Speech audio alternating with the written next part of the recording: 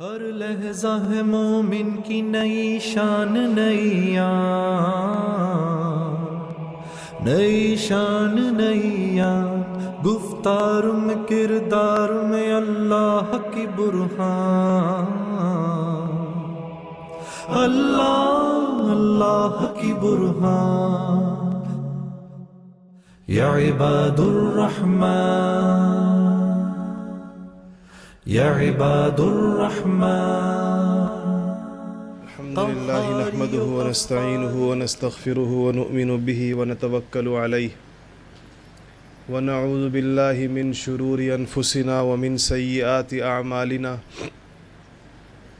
من يهده الله فلا مضل له ومن يضلله فلا هادي له، ونشهد أن سيدنا وسندنا ومولانا وحبيبنا محمدًا عبده ورسوله، أما بعد فأعوذ بالله من الشيطان الرجيم، بسم الله الرحمن الرحيم۔ ومن يتق الله يجعل له مخرجا ويرزقه من حيث لا يحتسب، وقال الله تعالى ومن أعرض عن ذكري فإن له معيشة ضنكا ونحشره يوم القيامة أعمى، وقال الله تعالى ألا بذكر الله تطمئن القلوب، صدق الله العظيم۔ عزیزان گرامی، اللہ تعالیٰ کا احسان ہے اور کروڑوں شکر ہوں اس کے کہ اللہ جل جلالہ نے ہمیں ان لوگوں میں سے بنایا ہے اور ان لوگوں میں شامل کیا ہے جو اپنی زندگی کے مسائل کے لیے اس کے پاک حبیب صلی اللہ علیہ وسلم کی لائی ہوئی کتاب کی جانب دیکھتے ہیں، جو یہ سمجھتے ہیں کہ ان کے مسئلوں کا حل خود خالق کائنات ہی بتا سکتے ہیں، اور انہی کا بتایا ہوا حل واقعی حل بھی ہے جو پائیدار بھی ہے، دیرپا بھی ہے اور حقیقی بھی ہے۔ ورنہ انسان اپنی پریشانیوں، اپنے مسائل، اپنی دشواریوں، اپنی بے چینیوں، اپنی بے سکونیوں کے لیے کتنا مارا پھرتا ہے اور کہاں کہاں جاتا ہے، کتنے در کھٹکھٹاتا ہے، کتنی کوششیں کرتا ہے، اور وہ چاہ رہا ہوتا ہے کہ اس کو سکون مل جائے، وہ چاہ رہا ہوتا ہے اس کو کامیابی مل جائے، وہ چاہ رہا ہوتا ہے اس کو چین آرام مل جائے، لیکن چونکہ اس کی تلاش کی جگہیں غلط ہوتی ہیں، جہاں سے وہ حاصل کرنا چاہ رہا ہوتا ہے وہاں پر وہ رکھا نہیں گیا ہوتا، تو اس کی یہ ساری کوشش اور اس کی یہ ساری جد و جہد، اس کی یہ ساری بھاگ دوڑ، اس کا یہ سارا گھومنا پھرنا اکارت اور ضائع جاتا ہے۔ خوش قسمت ہیں وہ لوگ جن کو اس رستے کا پتہ ہو اور یہ علم ہو ان کو کہ مجھے جو چیز چاہیے اور جس چیز کی مجھے تلاش ہے وہ مجھے ملے گی کہاں، اور اس کی تلاش کا رخ صحیح ہو، اس کی محنت کا رخ صحیح ہو، وہ جس طرف جا رہا ہے وہ رستہ واقعی صحیح چلنے کا رستہ ہو۔ یہ اللہ جل جلالہ کا بڑا احسان اور اس کا شکر ہوتا ہے کہ کسی انسان کو اس رستے کی طرف رہنمائی فرما دے۔ یہ بھی اس کی رہنمائی کرنے سے ہی ہوتا ہے اور اس کے فضل سے ہی ہوتا ہے، اور کم لوگوں کو یہ توفیق ہوتی ہے، کم لوگوں کو اللہ تعالیٰ کی طرف سے یہ عنایت ہوتی ہے۔ دیکھیں آج ہم معاشرے میں چاروں طرف دیکھتے ہیں تو ایک تصویر اور جو خاکہ ہمارے ذہن میں بنتا ہے معاشرے کا، گھروں کا، انفرادی زندگی کا، اجتماعی زندگی کا، اور مختلف جو شعبہ ہائے زندگی ہیں ہمارے، تو وہ نقشہ کوئی ایسا بہت مثبت اور کوئی بہت ہی سکون آور، کوئی بڑا ہی اچھا نقشہ ہمارے سامنے نہیں بنتا۔ جہاں پر بھی دیکھیں، جس سے بھی ملیں، جس کو بھی قریدیں، جس سے بھی معلوم کریں، تو ہر انسان ایک خاص قسم کی پریشانیوں میں مبتلا، اپنے اپنے میدان کے بقدر، اپنی اپنی چیزوں کے مطابق، جن احوال جن ظروف کے اندر وہ ہے اس کے مطابق ہوتا ہے، اور اس پریشانیوں سے نکلنے کی کوشش کے اندر بھی اس کے ساتھ ساتھ وہ مصروف ہوتا ہے۔ کوئی آدمی ایسا نہیں ہوگا جو اپنی زندگی سے مطمئن ہو کر یا اپنی پریشانیوں کے ساتھ سمجھوتا کر کے زندگی گزار رہا ہو۔ ہر آدمی اپنی پریشانیوں سے نکلنے کی کوشش کر رہا ہوتا ہے، اپنی سی کوشش کر رہا ہوتا ہے، پرسکون زندگی کی خواہش رکھتا ہے اور اس کے لیے بھی وہ محنت جد و جہد کر رہا ہوتا ہے، کچھ رستے اس نے اس کے اختیار کیے ہوتے ہیں، لیکن بدقسمتی یہی ہوتی ہے کہ وہ بعض اوقات جن چیزوں سے نکلنا چاہ رہا ہے وہ اس کے نتیجے میں اور روز بروز اس میں دھنستا چلا جاتا ہے۔ یہ جو لوگ نشاور چیزوں کی جانب جاتے ہیں، کبھی آپ ان سے پوچھیے کہ یہ کیوں گئے اس کی جانب اور کیسے ان کا اس طرف جانا ہوا، تو ان میں ایک بڑی تعداد آپ کو ان لوگوں کی ملے گی جو سکون کی تلاش میں گئے۔ جب پریشانیوں نے ان کے دل و دماغ پر دستک دینی شروع کی، ان کی زندگی کے معمولات کو درہم برہم کیا، تو انہوں نے سکون کے حصول کے لیے نشوں کا رستہ اختیار کیا اور اس میں اتنے آگے چلے گئے کہ اس میں اپنے لیے اتنی بڑی پریشانیاں ڈھونڈ لی کہ جن پریشانیوں سے نجات کا سمجھ کر یہاں پر آئے تھے اس سے بدر جہاں اور کئی گنا بڑی پریشانیوں اور مصیبتوں اور ہلاکتوں میں اپنے آپ کو ڈالا۔ اس طرح اور بھی بے شمار رستے لوگ اپناتے ہیں۔ اللہ جل جلالہ نے اپنی کتاب میں قرآن پاک کو، جو مسلمانوں، انسانوں، پوری عالم انسانیت کی ہدایت کے لیے آسمان سے آنے والا آخری پیغام ہے قیامت تک، صبح قیامت تک، اس میں اللہ جل جلالہ نے جا بجا مختلف تعبیرات سے، مختلف انداز میں، مختلف واقعات کے پیرائے میں، مختلف مواقع پر ایک ہی بات کو بار بار دہرایا ہے۔ دیکھا جائے تو ایک ہی بات کو مختلف انداز میں بار بار کیا گیا ہے اور لوگوں کو مختلف طریقوں سے اس کی جانب لایا گیا ہے۔ اسی لیے ہمارے بزرگوں میں اہل اللہ، جن کو معرفت الہی حاصل ہو جاتی ہے اور جو اللہ تعالیٰ کی، جن کو اللہ تعالیٰ بہت سے مشاہدات سے نواز دیتے ہیں، وہ قسمیں کھا کھا کر، میں حکیم الامہ مجدد الملہ حضرت مولانا اشرف علی صاحب تھانوی رحمۃ اللہ علیہ کے مواعظ میں دیکھتا ہوں تو حضرت باقاعدہ قسمیں کھا کر کہتے ہیں کہ میں خدا کی قسم کھا کر کہتا ہوں کہ سکون اور یکسوئی فلانی چیز میں ہے، اور یہ قسم کھا کر کسی بات کو کہنا بڑی ذمہ داری کی بات ہے، لیکن اللہ تعالیٰ نے چونکہ ان کو دکھا دیا ہوتا ہے، ان کو وہاں تک پہنچا دیا ہوتا ہے، وہ چیزیں خود عیاناً وہ دیکھ چکے ہوتے ہیں، اس لیے ان کے لیے پوری ذمہ داری کے ساتھ اور پوری یقین کے ساتھ بات کرنا آسان ہو جاتا ہے۔ قرآن پاک میں اللہ تعالیٰ نے ایک جگہ ارشاد فرمایا، جو آیت میں نے آپ کے سامنے پڑھی کہ وَمَنْ أَعْرَضَ عَنْ ذِكْرِي فَإِنَّ لَهُ مَعِيشَةً ضَنْكَ۔ اللہ فرماتے ہیں کہ جو میرے دین سے اور جو میری یاد سے اعراض کرے گا، منہ پھیرے گا، غافل ہو جائے گا اس سے، میری یاد اور میرے دین اور میرے احکامات کو چھوڑ کر اور چیزوں میں مشغول ہو جائے گا، فَإِنَّ لَهُ مَعِيشَةً ضَنْكَ۔ عربی کا ایک اپنا انداز ہے تاکید کا، انّا بھی لایا گیا ہے، جار مجرور لہو کو پہلے لے آیا گیا ہے، سارے تاکیدات کی، بات کو مؤکد کرنے کی، بات پر اصرار کرنے کی عربی کا اپنا انداز ہے، جو علوم عربیت کے ماہر جانتے ہیں کہ فَإِنَّ لَهُ مَعِيشَةً ضَنْكَ، اللہ فرماتے ہیں میں اس کی گزران کو تنگ کر دوں گا۔ معیشتاً ضَنْكَ کے اندر ساری زندگی کے گزر بسر کی ساری چیزیں، تو اللہ نے فرمایا جب اس نے مجھ سے منہ موڑے گا، میری یاد سے، میرے دین سے، میرے احکامات سے زندگی گزارنے کا جو طریقہ میں نے بتایا ہے، تو لازماً اس کا نتیجہ یہ ہوگا کہ فَإِنَّ لَهُ مَعِيشَةً ضَنْكَ، اللہ فرماتے ہیں میں گزران تنگ کر دوں گا۔ گزران تنگ ہونے کی کئی صورتیں ہوتی ہیں۔ ایک صورت تو تنگ معیشت لوگوں کے ذہن میں یہ آتی ہے پیسوں کا کم ہو جانا، ایسا نہیں ہوتا، اس سے بھی زیادہ تنگ وہ ہوتی ہے کہ جہاں بظاہر سارے اسباب راحت موجود ہوں اور راحت بالکل مفقود ہو، سارے اسباب راحت کے جمع کر لیے جائیں، اور آپ بتائیے کہ وہ آدمی جس کو بستر دستیاب نہیں ہے، بستر نہیں ہے سونے کے لیے، اگر وہ سو نہ پائے تو زیادہ بدقسمت ہے، یا جو لاکھوں کروڑوں کے بستر اور اسباب راحت سونے کے جمع کرے اور اس کو نیند نہ آئے تو وہ زیادہ بدقسمت۔ ایک تو وہ جس کو بستر نہیں کہ کہاں سر ٹکائے، کہاں لیٹے، اور ایک وہ جس کے پاس سب کچھ موجود ہے، نیند نہیں ہے اس کے پاس۔ تو یہ جو معیشتاً ضنْكَ ہے، اس کی شکلیں بہت ہی مختلف قسم کی ہوتی ہیں، اور عام طور پر اس کا اندازہ انہی لوگوں کو ہوتا ہے جو ان حالات میں یا ان کو دیکھنے والے ہوتے ہیں۔ یہ اللہ نے اس کے ساتھ جوڑا ہے۔ دیکھیں یہ جو معاملات ہیں جس کو قرآن پاک جن کا ذکر کرتا ہے، یہ اللہ تعالیٰ کی سنتیں ہیں۔ دنیا میں اللہ کی سنتیں ہمیں نظر آ رہی ہیں اور اس کے خلاف نہیں ہوتا عام طور پر۔ اس کے خلاف جب ہوتا ہے تو اس کو کرامت کہتے ہیں، معجزہ کہتے ہیں، انبیاء کا یا ولیوں کی کرامت ہوتی ہے، اور وہ کوئی اصول یا ضابطہ نہیں ہے۔ معجزہ نبی کے اختیار میں نہیں ہے، کرامت ولی کے اختیار میں نہیں ہے، وہ عادت کے خلاف ہوتا ہے۔ عادت یہی ہے کہ میں اگر ایک بھاری پتھر یہاں سے چھوڑوں گا تو وہ نیچے جائے گا، اصول یہی ہے. ایسے تو نہیں ہوگا کہ میں بھاری پتھر یہاں سے پکڑ کے چھوڑوں تو وہ اوپر چلا جائے.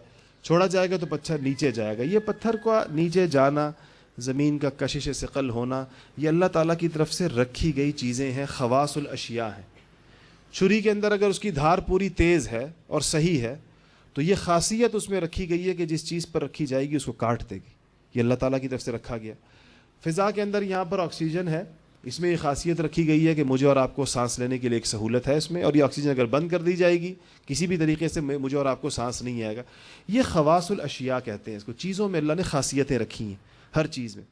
بالکل ایسے ہی اللہ تعالیٰ نے اعمال کے اندر خاصیات رکھی ہیں جس کا ذکر، اب چونکہ اشیاء کی خاصیت تو نظر آتی ہے، اس کے لیے قسمیں کھانے کی ضرورت نہیں پیش آتی. یہ قسم کھا کر بتانے کی ضرورت نہیں ہوتی کہ پتھر اوپر سے چھوڑا جائے تو نیچے جائے گا. بھائی اس بات کو سمجھ لو، اس پر یقین کر لو، مان لو، بار بار مختلف طریقوں سے، اس لیے کہ وہ سامنے مشاہد ہے، سامنے نظر آ رہا ہے. ایک تجربہ کر کے آپ کو دکھایا جا سکتا ہے. خود ہر انسان کی زندگی کا تجربہ ہوتا ہے. جو آخرت کے معاملات ہیں، چونکہ دین کے بہت سارے معاملات وہ اللہ تعالیٰ نے پردہ غیب کے پیچھے رکھے ہیں، اس لیے اللہ جل جلالہ اس کے بارے میں مختلف تعبیرات سے انسانوں کو بتاتے ہیں کہ یہ جو اللہ کی سنتیں تمہارے سامنے ہیں اور تم دیکھ رہے ہو کہ پوری کائنات اس کے مطابق چل رہی ہے، پوری کائنات کا جو نظم ہے، پوری کائنات کا جو انتظام ہے، انصرام ہے، وہ اللہ تعالیٰ کی سنتوں کا اور اللہ تعالیٰ کے طریقوں کے دلائل ہیں، اس کے براہین ہیں کہ سورج نکلے گا تو روشنی ہو جائے گی، سورج ڈوبے گا تو اندھیرا ہو جائے گا. ایسے ہی اعمال کے اثرات ہیں. حضرت تھانوی رحمۃ اللہ علیہ نے مستقل ایک رسالہ لکھا ہے، اس کا نام ہے جزاء الاعمال. کس عمل کا کیا نتیجہ مرتب ہوتا ہے. جو عمل انسان کے جسم سے جو عمل نکلتا ہے اس کا ایک نتیجہ اس کی زندگی پر مرتب ہوتا ہے، اور آخرت پر بھی مرتب ہوتا ہے. یقینی بات، اصل تو آخرت ہے. دنیا میں اس کا نتیجہ مرتب ہوتا ہے، اور ان نتائج کو پوشیدہ نہیں رکھا گیا، صاف بتایا گیا ہے یہ کرو گے تو یہ نتیجہ نکلے گا، یہ کرو گے تو یہ نتیجہ نکلے گا. اور قرآن پاک میں اگر آپ دیکھیں اسباب اختیار کرنے کا حکم ہے، اور اسباب دین کی تعلیمات میں داخل ہیں، اللہ تعالیٰ کی پیدا کردہ چیزیں اور اس کا طریقہ طے ہے. لیکن انبیاء علیہم الصلاۃ والسلام کی جو تعلیمات ہمارے سامنے ہیں وہ اسباب کے علاوہ دوسری وہ چیزیں جو انسانوں کے اعمال پر مؤثر ہوتی ہیں وہ ان کو بتایا کرتے تھے. نوح علیہ السلام کا قصہ اٹھائیے، سورہ نوح ہے قرآن پاک میں، اور ان کی دعوت اور ان کی قوم کے انکار، طغیان، تمرد، اس کا بڑا عجیب و غریب بیان ہے، بڑا درد مندانہ بیان ہے کہ نوح علیہ السلام کی عمر بتائی گئی ہے، وقت بتایا گیا ہے، ان کی محنت بتائی گئی ہے. پھر نوح علیہ السلام کی اپنی زبان سے گلہ اور شکوہ اور فریاد ہے اللہ تعالیٰ سے کہ وہ اللہ کو کیا کہا. اللہ تعالیٰ نے اس کو قرآن میں نوح علیہ السلام کی زبان سے ہی قرآن کے اندر لائے ہیں کہ نوح علیہ السلام اللہ سے فرماتے ہیں کہ یا اللہ میں نے اس قوم کو، اپنے لوگوں کو، یا اللہ میں نے دن کو بھی پکارا، میں نے رات کو بھی پکارا، میں نے تنہا اکیلے بھی ان سے بات کی، میں نے ان کو جمع کر کے بھی ان سے بات کی، میں جتنا بھی ان سے بات کہوں تو کہا یا اللہ آخر میں یہ اپنی انگلیاں اپنے کانوں میں دے دیتے ہیں اور میری بات نہیں سنتے. واستکبروا استکبارا، یا اللہ انتہائی کبر، انتہائی تکبر یہ لوگ میری بات کے جواب میں کرتے ہیں. پھر فرمایا کہ یا اللہ تیری بات جو تو نے مجھ تک پہنچائی ہے میں نے ان کو کیسے پہنچائی. تو اس میں یہ جہاں آخرت کی باتیں ان کو بتائیں، اللہ کی توحید کی، وہاں دیکھیں ان کو یہ بتایا فَقُلْتُ اسْتَغْفِرُوا رَبَّكُمْ. فَقُلْتُ نوح علیہ السلام فرماتے ہیں کہ میں نے ان سے یہ کہا ہے کہ تم استغفار کرو.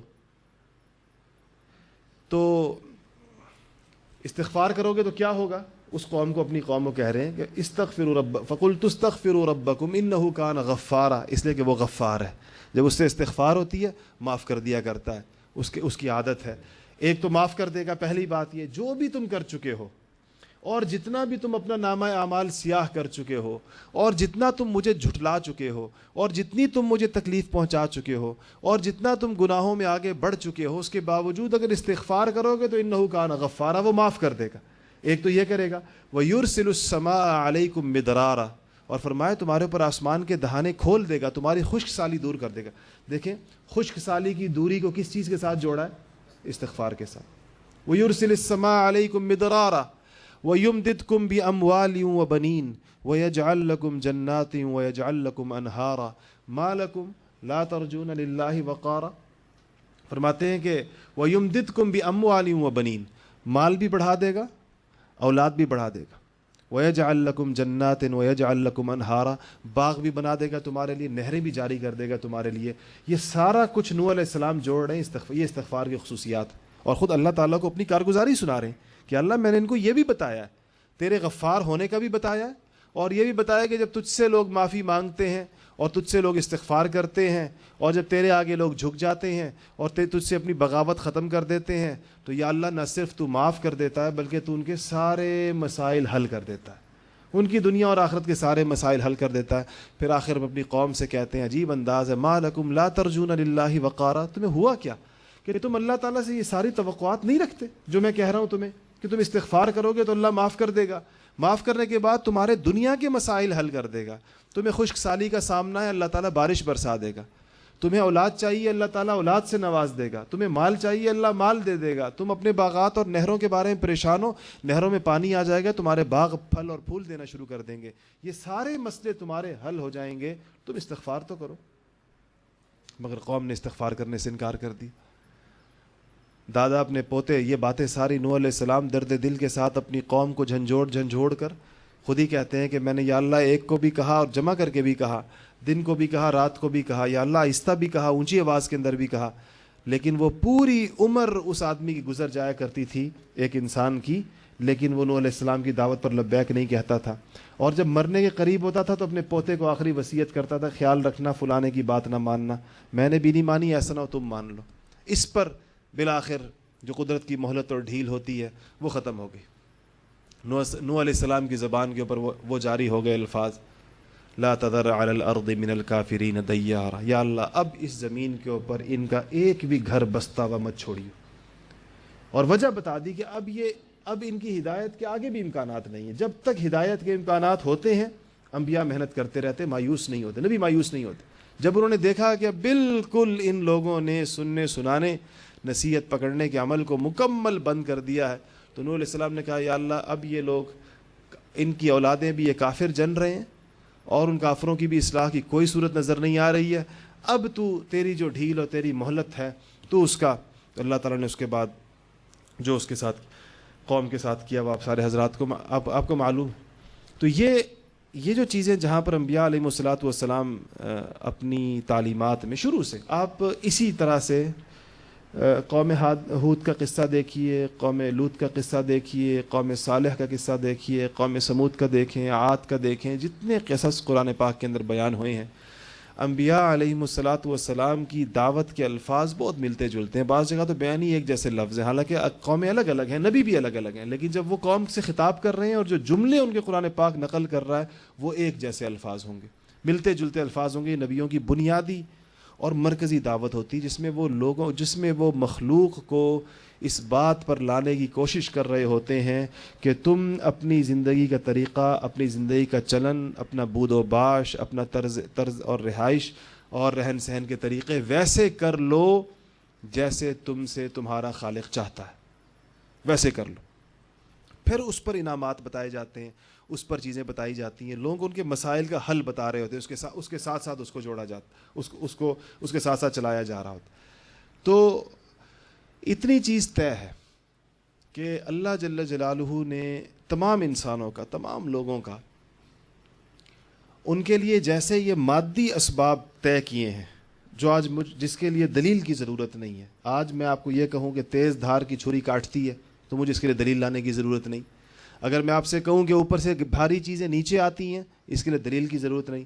اگر میں آپ سے کہوں کہ سورج جو ہے اس سے روشنی پھیلتی ہے تو دلیل کی ضرورت. جیسے یہ مادی اسباب اللہ تعالیٰ کی مخلوق آپ کے سامنے اپنے خواص کے ساتھ ہے، ایسے ہی روحانی اور باطنی اسباب اللہ جل جلالہ نے قرآن پاک میں بیان فرمائے ہیں کہ اس عمل کا یہ نتیجہ ہے، اس عمل کا یہ نتیجہ ہے، اس عمل کا یہ نتیجہ ہے. اور جب تک لوگ اس پر آئیں گے نہیں، اگر کسی اور ذریعے سے وہ اپنے مسائل کو حل کرنا چاہیں گے، ان کے مسائل کبھی حل نہیں ہوں گے. یہ یقینی اور طے شدہ بات ہے. سکون قلب کے لیے، اپنے دلوں کو مطمئن کرنے کے لیے، اپنی منتشر چیزوں کو مجتمع کرنے کے لیے کہ انسان اپنے سارے پھیلے ہوئے منتشر افعال کو، اعمال کو، احوال کو مجتمع کر لے، اور دل کی وہ قوت جو اللہ تعالیٰ نے اس کے اندر ودیعت کی ہے، جو سب سے قوی چیز ہے انسان میں. آپ یقین کیجئے کہ ہاتھ کی قوت تو کچھ بھی نہیں، اور دل کی قوت جو انسان میں رکھی ہے. مجھے ایک واقعہ، میں کل حضرت تھانوی رحمۃ اللہ علیہ کا ایک واعظ پڑھ رہا تھا رستے میں جہاز میں، تو عجیب قصہ تھا. حضرت نے لکھا کہ بادشاہ کے دربار میں دو مشہور بزرگ تھے، حضرت جنید بغدادی کا نام سنا اور حضرت شبلی. یہ دونوں جمع ہو گئے. یہ حضرت تھانوی رحمۃ اللہ علیہ کے مواعظ سے میں قصہ سنا رہا ہوں آپ کو. دونوں جمع ہو گئے. بادشاہ نے دونوں کو بلایا اور اس مجلس میں وہ بار بار حضرت جنید کی گستاخی کر رہا تھا، ان کو کچھ برا بھلا کہہ رہا تھا، کسی بات پہ ناراض ہوگا. جنید تو صبر کر رہے تھے، شبلی کو سے برداشت نہیں ہوا تو کہا بادشاہ کے جس طرح دربار ہوتا ہے ان کے سامنے قالین تھا، اس قالین کے اوپر ایک جو پرنٹ ہوتا ہے نقش جو ہوتا ہے اس میں ایک شیر بنا ہوا تھا. قالین پر دیکھو گے آپ نے، قالینوں پر لوگ تصویریں بناتے ہیں تو اس پر شیر بنا ہوا تھا. تو کہا کہ حضرت شبلی کو جب غصہ زیادہ آیا اور ان سے ضبط سے باہر ہوا تو انہوں نے اس قلب کی جو توجہ ہے وہ اس نقش کی جانب کی، قالین کی جانب، تو وہاں سے زندہ شیر نکلا اس میں سے، اس کو شکل دے دی. تو کہا اس پر حضرت جنید نے توجہ ڈالی، اس کو واپس نقش کے اندر ڈالا. پھر بادشاہ غصہ ہوتا ہے، جنید کو کچھ کہتا ہے پھر شبلی اس میں سے شیر نکال دے، اور اس کے بعد جنید پھر اس پر توجہ ڈال کر اس کو دوبارہ واپس قالین کے اندر گھساتے ہیں جہاں سے اس کو وہ نکالتے. ہمارے بزرگوں کا مزاج نہیں ہے ایسے قصے سنانے کا جو بے سر و پا روایات اور حکایات ہیں. اگر آپ نے ان کتابوں کو دیکھا ہو اور ان کے ذوق سے واقف ہوں تو یہ ان کا مزاج نہیں ہے. اگر تھانوی رحمۃ اللہ علیہ نے یہ قصہ نہ لکھا ہوتا میں آپ کو کبھی بھی نہ سناتا. توجہات، قلب کی توجہ ایک ایسی چیز ہے، اور انسان کے پاس سب سے قوی چیز اصل میں یہ ہے، یہ جو انسان کا دل ہے، یہ سب سے طاقتور چیز ہے اور اس پوری کائنات میں تغیر و تبدل کے لیے سب سے مؤثر ترین چیز ہے. ہاتھ کی قوت اس کے مقابلے میں کچھ بھی نہیں، یہ بازو کی اور یہ مسلس کی قوت اس کے مقابلے میں کچھ بھی نہیں، پاؤں کی اور یہ پہلوانی قوت اس کے مقابلے میں کچھ بھی نہیں، جو اللہ تعالیٰ نے انسان کے دل کے اندر جو قوت اور قلب میں رکھی اور اس سے جو تبدیلی وہ لا سکتا ہے. آپ خود بتائیے اس بر صغیر میں جو تبدیلیاں ہمارے اپنے خطے میں جو تبدیلیاں گزشتہ 600-700-800 سالوں میں صوفیاء کرام کے ہاتھوں سے آئی ہیں، کیا وہ ہاتھ سے آنے والی تبدیلی ہو سکتی تھی؟ سب کچھ بدل دیا انہوں نے. انسانوں کو اپنی ترتیب سے ایسے بالکل دوسری ترتیب کے اوپر لا کر کھڑا کر دی، اپنی باطنی قوت کی بنیاد کے. اگر یہ کوئی اور چیز ہوتی، میں کل صبح سرحد کے ایک علاقے میں تھا، ہنگو میں، وہاں پر ان علاقوں میں کچھ غیر مسلم آباد ہیں، کچھ ہندو ہیں، کچھ سکھ ہیں، تھوڑے اوپر بالکل قبائل میں جو خالص یعنی اسلامی اعتبار سے بھی بہت اونچی معاشرت ہے ان کی. وہاں پر کچھ لوگ، کچھ قبائل سکھوں کے، کچھ ہندوؤں کے موجود ہیں. تو میں نے ان لوگوں سے کہا کہ یہاں پر کچھ لوگ اس علاقوں سے گزرے تھے 1400 سال پہلے. یہ پشتون تقریباً 1400 سال پہلے مسلمان ہوئے اور من حیث القوم مسلمان ہو گئے. مطلب ان کے یہاں کوئی گھرانہ غیر مسلم بچا نہیں، پوری قوم مسلمان ہوئی. ایسا نہیں ہوا کہ کچھ گھروں میں کچھ لوگ مسلمان ہوئے کچھ نہیں ہوئے، یا ایک خاندان ہوا دوسرا نہیں ہوا، پورا. تو میں نے سے کہا کہ یہاں سے کچھ لوگ گزرے اس ہمارے علاقوں سے، یہاں سے، اور وہ گھرانوں کے گھرانے لوگوں کو مکمل مسلمان کرتے چلے گئے، پوری قوم مسلمان کر دی. کچھ لوگ بچ گئے، ان کی رسائی ان تک نہ ہو سکی. تو اگر ان سے بچ گئے تو 1400 سالوں سے ہم سے پھر بچے ہوئے ہیں. 1400 سال ہو گئے، ہم سے وہ نہ ہو سکے. اگر وہی لوگ پہلی صدی ہجری میں جن کو کر گئے سو کر گئے، اس کے بعد ہم سینکڑوں سالوں سے وہ ہمارے درمیان رہ رہے ہیں، سینکڑوں سالوں سے وہ اس سارے معاشرت کو دیکھ رہے ہیں، اس میں ان کو کوئی ایسی پرکشش چیز نظر نہ آئی کہ وہ اپنے مذہب کی تبدیلی کے بارے میں پھر کبھی سوچیں. اس سے آپ اندازہ لگائیں کہ وہ چیز کچھ اور تھی جو ان قرن اول کے مسلمانوں کے دلوں میں تھی. اور اسی لیے اصل میں ان کی جو اصل بنیادی قوت ہے. لوگ یہ سوال بہت زیادہ کرتے ہیں عام طور پر کہ مسلمانوں کے ہاں جو پہلی صدی میں جو کچھ ہوا ہے، آپ پہلی صدی ہجری کی فتوحات اٹھا کر دیکھیں، پہلی صدی ہجری کے کارنامے اٹھا کر دیکھیں، پہلی صدی ہجری کے اندر اسلام کی طرف لوگوں کی آمد دیکھیں. جہاں مسلمان کا قدم لگتا تھا پورا کا پورا علاقہ مسلمان ہو جائے، چاہے وہ مسلمان تاجر تھا، چاہے وہ مسلمان عام صوفی تھا، چاہے وہ مسلمان مجاہد تھا، چاہے وہ مسلمان عالم تھا، کوئی بھی تھا. اگر مسلمان کہیں سے گزرا ہے کسی خطے سے تو چاروں طرف اسلام کی بہاریں، اور لوگ اس کے جوق در جوق یدخلون فی دین اللہ افواجا، فوج در فوج لوگ دین میں داخل ہوئے. وہ کیا چیز تھی؟ وہی چیز ہمارے اس میں سے کم کیا چیز ہوئی ہے آج ہمارے معاشرے میں؟ میرا اور آپ کا عقیدہ ہے قرآن پاک ویسا کا ویسا محفوظ ہے جیسے صحابہ کے زمانے میں تھا. جو قرآن پاک زبان رسالت سے ارشاد ہوتا تھا یا صدیق اکبر رضی اللہ تعالی عنہ جس مصحف اور قرآن کی تلاوت کرتے تھے، یہ آج بعین ہی وہی چیز ہے یا نہیں؟ زبان رسالت سے جو اور باتیں ارشاد ہوئی ہیں حدیث کی شکل میں، احادیث مبارکہ، وہ بعین ہی وہی ہیں جو زبان رسالت سے ارشاد ہوئی یا نہیں؟ تو چیزیں تو ہمارے پاس ساری وہی ہیں. صحابہ کے پاس بھی یہی تھے. صحابہ کے بعد والے صحابہ کے پاس چلے حضور کی صحبت تھی صلی اللہ علیہ وسلم، سب سے اونچی چیز تھی، وہ اس کا تو کوئی بدل نہیں ہو سکتا، اس نعمت کا تو کوئی اور اس کی صورت نہیں ہو سکتی. لیکن اس کے بعد تابعین کا دور آتا ہے تو ان کے پاس بھی یہی چیزیں تھیں. کمی کس چیز میں آئی ہے کہ جب قرآن ویسے موجود ہے، اور الحمدللہ اللہ کا شکر ہے ہم جتنے بھی گئے گزرے ہیں اور جتنے بھی بدعمل ہیں لیکن قرآن پاک کو اللہ تعالیٰ کا کلام سمجھتے ہیں، اس سے عقیدت رکھتے ہیں، اس سے محبت رکھتے ہیں، احادیث مبارکہ کو سر آنکھوں پر رکھتے ہیں. آج بھی قرآن کو، ناموس رسالت کو مسائل پیش آتے ہیں تو ہماری سوئی ہوئی قوم کیسے جاگ جاتی ہے. جھنجھوڑ لوگ ان کو جھنجھوڑ دیں تو پھر اس پر اس کا پورے اثرات ہوتے ہیں. کمی اس یقین میں آئی ہے جو صحابہ کرام کو قرآن پاک پڑھ کر حاصل ہوا تھا، اس کے مندرجات پر جو کچھ اس میں تھا کرنے والے مسلمانوں کو ایسا یقین تھا، ایسا گہرا، کہ جس طرح ہمیں اپنے مشاہدے پر جو یقین ہے، اپنی آنکھوں سے دیکھے ہوئے پر جو یقین ہے، جیسا یہ میرے کپڑے اگر سفید آپ کو نظر آ رہے ہیں، اس کی سفیدی پر آپ کو یقین، اگر ابھی کوئی بندہ کہے یہ سفید نہیں ہے سیاہ ہیں، تو آپ کو اس بات کو رتی بھر آپ کی اس سے آپ کے یقین پر اثر نہیں پڑے گا کہ یہ سفید ہے. یہ مشاہدے کا یقین ہے، آنکھ کا، تجربے کا یقین ہے. صحابہ کو قرآن و سنت کے ان چیزوں پر جو غیب کی ہیں اس سے زیادہ یقین تھا. اور کہا بھی کرتے تھے نا، مشہور مقولہ ہے سیدنا علی کرم اللہ وجہ کا، وہ کہا کرتے تھے کہ جنت اور دوزخ کے بارے میں میرا یقین اتنا مضبوط ہے الحمدللہ کہ اگر میرے سامنے جنت اور دوزخ سامنے لے آئی جائیں، آنکھوں سے دکھا دی جائیں، تب بھی میرے یقین پر کوئی زیادہ کوئی اثر نہیں پڑے گا، کوئی فرق نہیں پڑے گا کہ میرا یقین بڑھ جائے، اس سے ایسا نہیں ہوگا. ویسے مجھے اس پر یقین ہے قرآن کی اس کی وجہ سے. یہ اصل میں وہ فرق ہے جو ہم لوگوں سے عام طور پر چھوٹا، اور ہمیں اس نے ہمارے پورے نظام زندگی کو مختل کر دیا. عارضی چیزوں کے لیے ہم نے عارضی چیزوں کو اصل سمجھ لیا، ہم نے ظاہر میں نظر آنے والی چیزوں کو باطنی چیز سمجھ لیا. جو ہمیں ظاہری نظر آ رہا تھا، چھوٹا منافع، تھوڑی بات، ہلکی چیز، فوری فائدہ، ہم نے اس کے اصل عواقب کو اور اس کے اصل نتائج کو، مثلا حضور اکرم صلی اللہ علیہ وسلم فرما گئے الصدق ینجی والکذب یہلک، کہ سچائی تمہیں بچائے گی، جھوٹ تمہیں ہلاک کر دے گا. جھوٹ بولو گے ہلاک ہو جاؤ گے، سچ بولو گے تو بچ جاؤ گے. میرے اور آپ کے سامنے دن بھر میں کتنے موقع ایسے آتے ہیں کہ جہاں پر فوری فائدے کے لیے اور فوری منفعت کے حصول کے لیے زبان سے جھوٹ نکل جاتا ہے اور بول دیا جاتا ہے. اس حقیقت کا استحضار نہیں ہوتا کہ جھوٹ ہلاک کرے گا. الکذب یہلک، ہلاک کرے گا جھوٹ. اور بعض اوقات کوئی آپ سے سوال کر لیا جائے، آپ سمجھتے اگر سچی بات کی جائے تو اس سے کوئی شرمندگی ہو سکتی ہے، سچی بات کے اوپر کچھ خفت کا، اس سے بچنے کے لیے ہم کتنی تعویلات اور توجیحات کرتے ہیں. حالانکہ واضح ارشاد موجود ہے الصدق ینجی، کہ سچائی تمہیں بچائے گی، سچ بولو گے بچ جاؤ گے، نہ شرمندہ ہوگے، نہ نادم ہوگے، نہ پریشان ہوگے، نہ دنیا میں کوئی اس کی کوئی نتیجہ، نہ آخرت کے اندر. یہ حقائق جو ہمیں بتائے گئے تھے، جو ہم میں اور قرن اول کے مسلمانوں میں فرق آیا، وہ یہ آیا کہ ہمیں ان ابدی حقائق پر ہمارا یقین نہیں رہا.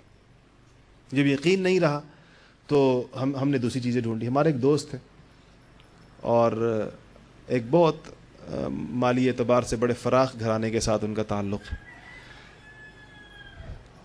ان کو میں نے دیکھا تو انہوں نے اپنے ساتھ مستقل ایک سازندہ، ایک میوزیشین رکھا ہوا تھا. یہ حقیقی بات ہے. اور جہاں پر وہ بیٹھتے تھے تو وہ سازندہ کچھ بجانا شروع کر دیتا تھا. بڑے حیران ہوئے کیا مسئلہ ہے، جہاں وہ جا رہے ہیں وہ ساتھ ہے، جیسے ہی وہ بیٹھتے ہیں یہ ساتھ کچھ بجانا شروع کر دیتا ہے. تو مجھے ماجرا کیا، کہنے لگے میرا دل بہت شدید پریشان ہے اور بہت طبیعت ڈپریشن، ٹینشن انتہائی شدید ہے. ڈاکٹروں کے پاس گیا ہوں، ڈاکٹروں نے کہا کہ اس کا علاج میوزک ہے. تو تمہارے ساتھ ہر وقت ایک بندہ ایسا ہو، اب وہ دوسری کیسٹوں والی میوزک تو اختیار میں نہیں ہوتی، تو تمہارے ساتھ ایک بندہ ہو جو تمہاری مرضی کی میوزک، جو تمہارا دل چاہے وہ بجاتا رہے. تو چونکہ بڑے مالدار آدمی ہیں اور ان کے لیے مسئلہ نہیں، ایک نہیں پوری جماعت بھی ساتھ، تو وہ انہوں نے بس یہ بندے رکھے، وہ جہاں بیٹھے تو وہ کوئی چیز چھیڑ دیں، جہاں بیٹھے کوئی چیز کے لیے، اور وہ اس کے ذریعے، اور اس نے ان کی پریشانی میں اتنا اضافہ کیا کہ ہسپتال پہنچا کے دم لیا. وہ اس علاج سے پہلے جو ہے نا کم از کم گھر میں تھے، پریشان تھے، لیکن اس ایسا تیر بہدف علاج کیا گیا ان کا کہ اس کے نتیجے میں ہسپتال جا پہنچے. تو یہ ہمارے ان علاجوں کے نتائج ہیں کہ چیزیں اب کتنی واضح قرآن پاک کی آیت ہے کہ اطمینان قلب اللہ تعالیٰ نے ذکر اللہ میں، الا بذکر اللہ، دیکھیں اللہ تعالیٰ متوجہ فرماتے ہیں، گویا کہ اللہ تعالیٰ چونکہ مخلوق کو جانتے ہیں، اپنے لوگوں کو پیدا فرمایا تو جانتے ہیں کہ اس بات کو کتنا وزن دیں گے، اور اس بات کو چھوٹی بات نہ سمجھے کہ ذکر اللہ تو بڑی آسان سی چیز ہے، اطمینان قلب تو بڑی مشکل سے حاصل ہوتا ہے، تو پھر ان جگہوں کے اوپر گویا تھوڑا جھنجھوڑ کر کہتے ہیں، ہلا کر وہ بات کی جاتی ہے، تو کہنا الا، آگاہ رہو، سنو، متوجہ ہو، یہ بات جو کی جا رہی ہے مطلب اس کو ہلکا نہ لینا، بذکر اللہ تطمئن القلوب، کہ اللہ کے ذکر سے دلوں کو اطمینان ملتا ہے، دل مطمئن ہو جاتے ہیں، دلوں کے اندر بالکل جس طرح کہ اطمینان کی پوری لہر دوڑ جاتی ہے وہ اللہ تعالیٰ کے ذکر کے ساتھ۔ دوسری جگہ پورے قرآن پاک میں جا بجا دوسرے لوگوں کے بارے میں بتایا گیا، دوسری قوموں کے بارے میں بتایا گیا، اللہ تعالیٰ نے جہاں پر بھی ان کا ذکر کیا ہے، ان کی چاہے پریشانیوں کا، ان کی تباہیوں کا، ان کی معاشی بدحالی کا، دیکھیں ایک پرسکون زندگی کا تصور کیا ہے۔ تھوڑی دیر کے لیے آپ اس کو سوچیں کہ ایک آدمی اگر زندگی کو پرسکون کرنا چاہے تو اس کا تصور کیا ہے، اس کے ضروریات کیا ہیں، اس کے لوازمات کیا ہیں، اس کے تقاضے کیا ہیں، کیا چیزیں زندگی میں آ جائیں تو پرسکون ہوتی ہیں۔ سب سے پہلے تو ظاہر بات ہے کہ دل کی کیفیت، ہم سب کا مشاہدہ اور تجربہ ہے کہ سارے اسباب کے ہوتے ہوئے انسان کو پریشانی ہوتی، سارے اسباب راحت کے ہوتے، پیسے بھی ہوں گے اس کے پاس، گھر بھی ہوگا اس کے پاس، گاڑی بھی ہوگی، لیکن بے چین ہوگا۔ اس کا مطلب پہلی چیز قلب کا سکون ہے کہ دل کو مطمئن ہونا چاہیے، دل کو مجتمع ہونا چاہیے، اس میں تشویش نہ ہو، اس میں وحشت نہ ہو، اس میں خوف نہ ہو، اس میں ڈر نہ ہو کسی چیز کا، اضطراب اور بے چینی نہ ہو۔ یہ ایک پرسکون زندگی کی ایک ضرورت یہ ہے۔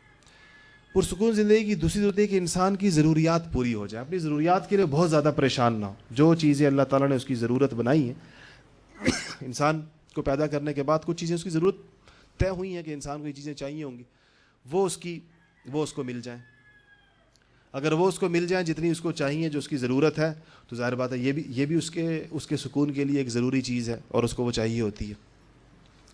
تیسری چیز اس کے تعلقات اور اس کے مراسم ہیں، اگر وہ سارے اپنی جگہ کے اوپر ٹھیک ہوں، جن لوگوں کے ساتھ اس کا معاملہ ہے، اگر وہ سارے کے سارے ٹھیک ہوں تو اس کی زندگی پرسکون ہوتی ہے۔ کوئی کسی ایک تعلق کی بھی خرابی انسان کے نظام زندگی کو مختل اور پریشان کرتی ہے۔ ان ساری چیزوں کو قرآن پاک نے نام بنام لیا اور ان کا ذکر کر کے ان کا حل بتایا کہ کیسے اس کا مسئلہ کیسے حل ہوگا۔ قلب کی پریشانی، قلب کے انتشار، دل کے اندر ایک تشویش، ایک وحشت، خوف، اس کے لیے ذکر اللہ کا رستہ بتایا، اور دوسری جگہ دین پر استقامت کا رستہ بتایا کہ ان الذین قالوا ربنا اللہ ثم استقاموا، آتا ہے تتنزل علیہم الملائکہ وغیرہ، اور لا خوف علیہم ولا هم یحزنون، خوف نہیں ہوگا، حزن نہیں ہوگا جو لوگ دین پر استقامت اختیار کریں گے۔ استقامو ایک لفظ، اس پر ہم نے یہاں پر مستقل بات کی تھی، آپ حضرات کو یاد ہوگا استقامو کے لفظ پر کہ اللہ تعالیٰ نے ایک لفظ صرف بتا دیا کہ کہہ دو قالوا ربنا اللہ، اللہ ایک ہے یا میرا رب اللہ ہے، ثم استقامو، پھر استقامت اختیار کرو، اس پر پھر سارے فضائل آگے ذکر کیے گئے۔ استقامو پورے دین پر عمل کرنے کا نام ہے کہ دین کے تمام مطالبات کے اوپر عمل کرتا ہے، تو اللہ تعالیٰ واضح طور پر ان کے بارے فرما رہے ہیں کہ نہ اس کو خوف ہوگا اور نہ اس کو حزن ہوگا، کوئی پریشانی نہیں ہوگی، کوئی ملال نہیں ہوگا، کوئی بے چینی نہیں ہوگی، کوئی ندامت نہیں ہوگی۔ دوسری چیز، انسان کو پریشانیوں سے نکلنے کا رستہ، انسان کو کہ رزق کی وسعت اور انسان کے تمام امور اپنی جگہ کے اوپر ٹھیک رہیں، اس کے لیے جا بجا مختلف تعبیرات کے ساتھ ایک لفظ بتایا گیا ہے، ایک حل بتایا گیا ہے، اور وہ ہے تقوی۔ وَمَن يَتَّقِ اللَّهَ يَجْعَل لَّهُ مَخْرَجًا وَيَرْزُقْهُ مِنْ حَيْثُ لَا يَحْتَسِبُ، اور جو تقوی اختیار کرے گا، اللہ فرماتے ہیں کہ میں اس کے لیے یجعل لَّهُ مخرجا، مخرج کہتے ہیں نکلنے کے رستے کو، اللہ فرماتے ہیں میں اس کو تمام مسائل میں، پریشانیوں میں نکلنے کے رستے بناؤں گا، اس کے لیے رستہ بن جائے گا، اس کا گھرے گا نہیں کسی بھی پریشانی کے اندر۔ آئیں گی، انسان ہے تو انسان کو تو بنایا ایسے کہ اس کے مسائل تو آتے ہیں، ہر مسئلے سے اس کو نکلنے کا رستہ تقوی کی برکت سے دیا جائے۔ یجعل لہ من امرہ یسرا، دوسری جگہ کہا ومن یتق اللہ یجعل لہ من امرہ یسرا، جو آدمی تقوی اختیار کرے گا، اللہ فرماتے ہیں میں اس کے معاملات کو آسان کر دوں گا، میں پریشانیوں کو دور کر دوں گا، چیزیں اس کے لیے آسان اور سہل ہو جائیں گی۔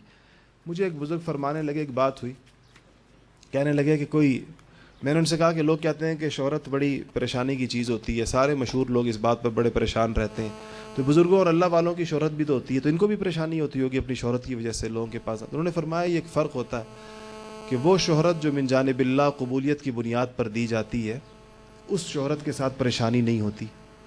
آپ مشہور لوگوں کے مختلف واقعات سنتے رہتے ہوں گے، دیکھتے رہتے ہوں گے، اپنی شہرت کی وجہ سے ان کو بڑی پریشانیاں پیش آتی رہتی ہیں۔ تو انہوں نے فرمایا کہ یہ خاص وہ ہے کہ وہ بندہ بظاہر جو شہرت کے نتائج ہوتے ہیں، لوگ ہیں، ہنگامہ ہے، ملنے جلنے والے ہیں، اس میں وہ بھی گھرا ہوا نظر آتا ہے، لیکن فرق یہ رہتا ہے کہ وہ شہرت اس کے لیے باعث پریشانی، باعث تشویش نہیں ہوتی ہے۔ ایسے ہی مومن کی آزمائش میں اور گناہوں کے وبال کے نتیجے میں جو انسان پر احوال آتے ہیں، اس میں ایک فرق ہوتا ہے۔ ہمارے ایک بہت مشہور بزرگ تھے ہندوستان میں، مولانا محمود حسن ان کا نام تھا، شیخ الہند کہلاتے تھے، اور بڑے بڑے علماء کے استاد تھے۔ ان کو انگریزوں کے خلاف جد و جہد آزادی میں وہ اس کے سربراہ تھے، رئیس تھے مسلمانوں کے، جنہوں نے انگریزوں کے خلاف اس خطے میں جد و جہد کی آزادی کی، تو ان کو قید کیا گیا تھا مالٹا میں۔ مالٹا ایک جزیرہ ہے، جس طرح کے بعض علماء کو کالا پانی میں قید کیا گیا تھا، بعض کو مالٹا میں۔ 70 سال ان کی عمر تھی، اور مالٹا ایک برفانی جزیرہ ہے، جیسے سائبیریا ہے، برف ہی برف ہے وہاں پر بھی۔ تو ہمارے ہندوستان کے گرم علاقے ہیں، اور ان علاقوں کے لوگوں کو ایسے برفستان میں لے جا کر قید کر دیا جائے، عمر بھی 70 سال ہو۔ 2-3 رفقا ساتھ تھے، شاگرد تھے ان کے ساتھ۔ تو ان کے شاگردوں نے واپس آ کر کتابیں لکھی ہیں وہاں کے احوال پر۔ 4-4.5 سال کا جو دور حضرت شیخ الہند مولانا محمود حسن صاحب رحمۃ اللہ علیہ کا مالٹا میں گزرا، تو کہا وہاں پر ایک جملہ فرمایا کرتے تھے فارسی میں، اور کہا کرتے تھے کہ الحمدللہ بمصیبت گرفتارم نہ کہ بمعصیت، کہ اللہ کا شکر ہے کہ ایک آزمائش میں گرفتار ہوں، کسی گناہ کا وبال نہیں ہے۔ یہ جو آزمائش ہے قید کی، یہ اللہ تعالیٰ کی طرف سے جو مومنین پر آزمائشیں آتی ہیں، قرآن پاک میں جا بجا آتا ہے کہ ہم تم پر آزمائشیں ڈالیں گے، ہم تمہیں جھنجھوڑیں گے، ہم تمہیں ہلائیں گے، اور اہل ایمان پر آتی ہیں، کیا تم کیا سمجھتے ہو کہ تم پر ایسی جنت میں چلے جاؤ گے بغیر کسی اس کے؟ تو وہ آزمائش ہوتی ہے۔ کہ فرمایا کہ الحمدللہ بمصیبت گرفتارم نہ کہ بمعصیت، ایک معصیت کی پکڑ ہوتی ہے، وہ بڑی سخت ہوتی ہے اللہ تعالیٰ کی۔ گناہ کی وجہ سے جو پکڑ آتی ہے، فرق کیا ہوگا دونوں کا؟ اس کا فرق وہی قلب کی کیفیت کا فرق ہوتا ہے۔ اگر آپ کو ایک مومن آدمی آزمائش میں جکڑا ہوا نظر آئے، احوال اس کے ایسے ہو سکتے ہیں کہ دیکھنے والا یہ سمجھے کہ یہ مصیبت میں ہے، اس وقت مصیبت میں ہے، نظر ایسے آ رہا ہوگا، لیکن اس کے دل پر اگر کسی کی نظر ہو اور کسی کی نظر جا سکے اس کے دل پر، اس کا دل بالکل مطمئن ہوتا ہے۔ شیخ الہند رحمۃ اللہ علیہ بھی مالٹا میں قید تھے مثال کے طور پر، اور ہمارے اور قیدی بھی ہوتے ہیں۔ آپ کسی اور قیدی کو جا کر دیکھیں، قید نے اس کا کیا حال کیا ہوگا اور کتنا اس کو پریشان کیا ہوگا۔ میں نے ایک نوجوان کو دیکھا، انگلینڈ کا تھا اور یہاں پر آیا تھا، اس سے قتل ہوا تھا، اور پھر 32-33 سال کی عمر میں وہ آزاد ہو کر گیا۔ 17-18 سال کی عمر میں اسے قتل ہوا تھا، 32-33 سال کی عمر میں وہ آزاد ہوا، 12-14 سال قید بھگت کر 32 سال کی عمر میں اس کو ہم نے دیکھا، اس کی داڑھی مکمل سفید تھی۔ 32 سال کی عمر، یہ قید کے 10-12 سالوں کی پریشانی نے داڑھی پوری سفید۔ 32 سال کا نوجوان ہوتا کیا، لیکن چونکہ بمعصیت گرفتارم ہوتا ہے بندہ، تو بمعصیت گرفتارم میں اور بمصیبت گرفتارم میں بڑا فرق ہے۔ آزمائش میں اگر ایک بندہ آ جائے اللہ تعالیٰ کی طرف سے، جو انسانوں پر آتی ہیں بعض اوقات، کبھی اس کے درجات بلند کرنے کے لیے، کبھی اس کی احوال ٹھیک کرنے کے لیے، کبھی اس کو تنبیہ کرنے کے لیے، کبھی اس کی آخرت اچھی کرنے کے، مختلف اللہ تعالیٰ کی رحمت مختلف بہانے ڈھونڈتی ہے، تو اس کا فرق یہ ہوگا کہ دل کا اطمینان اس آزمائش کے ساتھ اس کو حاصل ہوتا ہے۔ لوگ اس کی مثال، علماء نے بڑی عجیب عجیب مثالیں دیتے ہیں۔ اگر کوئی آدمی، کوئی ایسی آپ لوگوں کے یہاں بنتے ہیں بعض پکوان، تو ان پکوانوں میں مرچیں ہوتی ہیں عام طور پر، اور لوگ اس کو کھا بھی رہے ہوتے ہیں، آپ نے دیکھا ہوگا پسینے بھی آ رہے ہوتے ہیں، سڑ بھی کر رہے ہوتے ہیں۔ دیکھنے والا جو اس پکوان کی لذت سے ناواقف ہو، سمجھے کسی نے سزا دی ہوئی ہے، اس کو مصیبت کیا پڑی ہے کہ ناک سے بھی پانی بہہ رہا ہے اور پسینے بھی بہہ رہے ہیں، سڑ بھی کر رہا ہے اور کھا بھی رہا ہے ساتھ ساتھ۔ تو یہ مسئلہ کیا ہے؟ آخر یہ چھوڑ کیوں نہیں دیتا اس کھانے کو؟ اگر اس سے کہا جائے کہ اس کو ہٹاؤ، جب اتنی مشکل میں تو اس کو اس کھانے میں ایک لذت تو آ رہی ہوتی ہے، جبھی تو اس کو کھا بھی رہا ہے، اور یہ پریشانی جو بظاہر سامنے نظر آ رہی ہے اس کے مقابلے میں کیا ہوتی ہے؟ بڑی کم ہوتی ہے۔ تو اللہ والوں کی پریشانیاں بھی ایسے دیکھنے میں آپ کو نظر آتا ہے کہ ان کے احوال بڑے تنگ ترش ہیں، ہو سکتا ہے کوئی بھوک ہے، کوئی فاقہ ہے، گھر کے احوال بڑے، وہ جس طرح وہ گھر کے احوال پر یاد آیا، یہ جو فقر کی سلطنت کے بادشاہ تھے پہلے نا، وہ سیدنا ابو ذر رضی اللہ تعالی عنہ تھے، صحابی رسول تھے، اور فقر اور درویشی کے بادشاہ تھے. تو ایک دن ایک صحابی ان کے گھر میں گئے تو ان کا گھر دیکھا تو کچھ بھی نہیں تھا. گھر چاروں طرف دیکھا, پورے گھر میں کچھ نظر نہیں آیا. تو انہوں نے ان سے پوچھا, یا ابا ذر این متاعکم, ابا ذر سامان, یہ گھر ہے تمہارا, کچھ نظر نہیں آ رہا پورے گھر میں, سامان کہاں ہے؟ تو ابو ذر رضی اللہ تعالیٰ نے فرمایا کہ لنا بیت ہناک, ہمارا ایک گھر میرا تمہیں یہ نظر آ رہا ہے نا, ایک میرا گھر اور بھی ہے ہناک, ایک اور جگہ پر میرا ایک گھر ہے. تو جو میرا جو صالح متاع, نرسل صالح متاعنا الی بیت الاخری, میرے گھر میں جو اچھا سامان ہوتا ہے نا وہ میں اس گھر بھیج دیا کرتا ہوں, وہ سارا میں نے وہاں جمع کرا دیا. وہ میرے پاس ایک اور گھر ہے, اور جو صالح متاع ہوتی ہے میرے پاس, جو اچھی چیز ہوتی ہے وہ میں اس گھر کے لیے بھیج دیا کرتا ہوں. تو وہاں وہ سارا کچھ وہاں جمع ہے, یہاں کچھ نہیں ہے میرے پاس. تو ایک یہ کیفیت بھی ہوتی ہے اللہ والوں کی. تو دیکھنے والا بعض اوقات بڑے رحم سے کہتا ہے کہ یار ان کے گھر گئے تھے, 2 ٹوٹی چارپائیاں تھیں, 2 فلانے تھے, ایک مٹکا تھا, یہ تھا, پتہ نہیں کیسے زندگی گزرتی ہوگی. تو واقعی دیکھنے میں تو پریشانی نظر آتی ہے, لیکن وہ کتنے اس میں خوش ہوتے ہیں. اور وہ کتنے, ہمارے ایک استاد تھے, اللہ تعالیٰ غریق رحمت کرے, میں نے اپنی زندگی میں اپنے بزرگوں میں ایسی نیکی, اتنا تقوی, اتنی للہیت, اتنا اخلاص, اتنا علم, اتنی چیزیں جمع بہت کم دیکھی. تو وہ کراچی تشریف لائے. یہاں کراچی میں انہوں نے بروٹاؤن میں بہت زمانہ پڑھایا تھا. یہاں کراچی کے بڑے بڑے علماء ان کے شاگرد ہیں, بڑے بڑے علماء.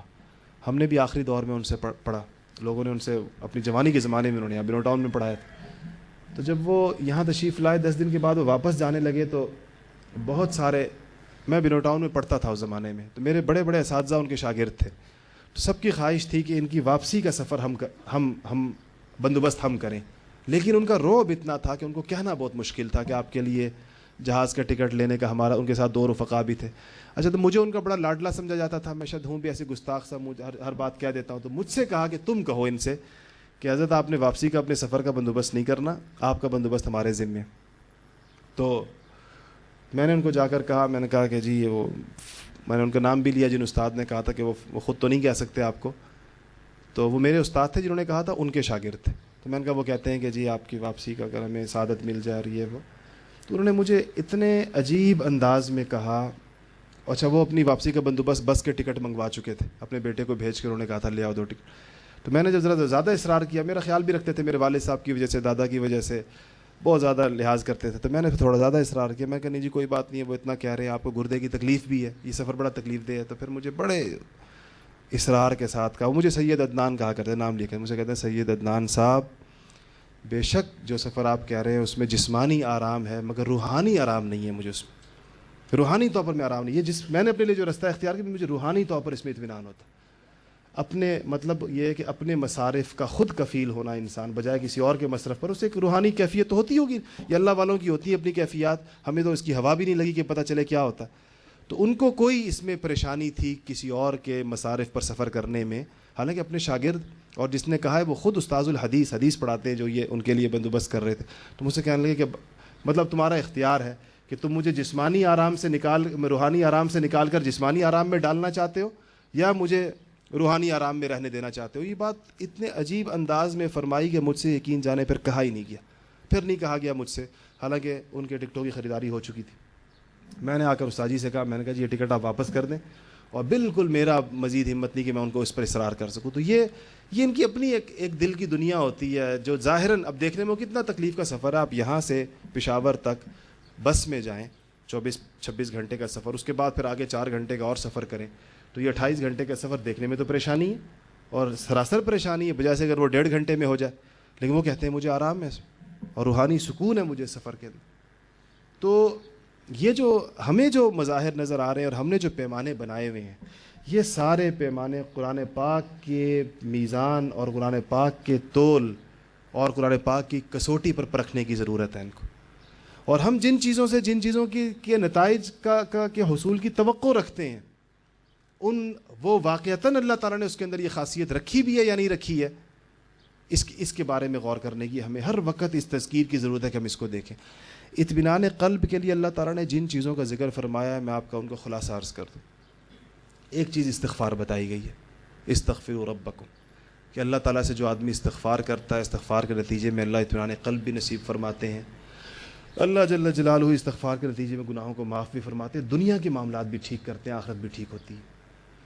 دوسری چیز صلہ رحمی ارشاد فرمائی۔ حضور اکرم صلی اللہ علیہ وسلم نے فرمایا کہ جو آدمی یہ چاہتا ہو کہ میرے رزق میں برکت ہو اور میری عمر زیادہ ہو، تو اس کو چاہیے کہ اپنے رحم کے ساتھ صلہ کرے، اس کو چاہیے کہ صلہ رحمی کرے، اپنے رشتہ داروں کے ساتھ، بھائی بندوں کے ساتھ، لوگوں کے ساتھ حسن سلوک کرنا اور ان کے حقوق کی ادائیگی کرنا، اپنے فرائض ادا کرنا، ان کے حقوق کا خیال کرنا، خبر گیری کرنا، یہ صلہ رحمی کہلاتی ہے۔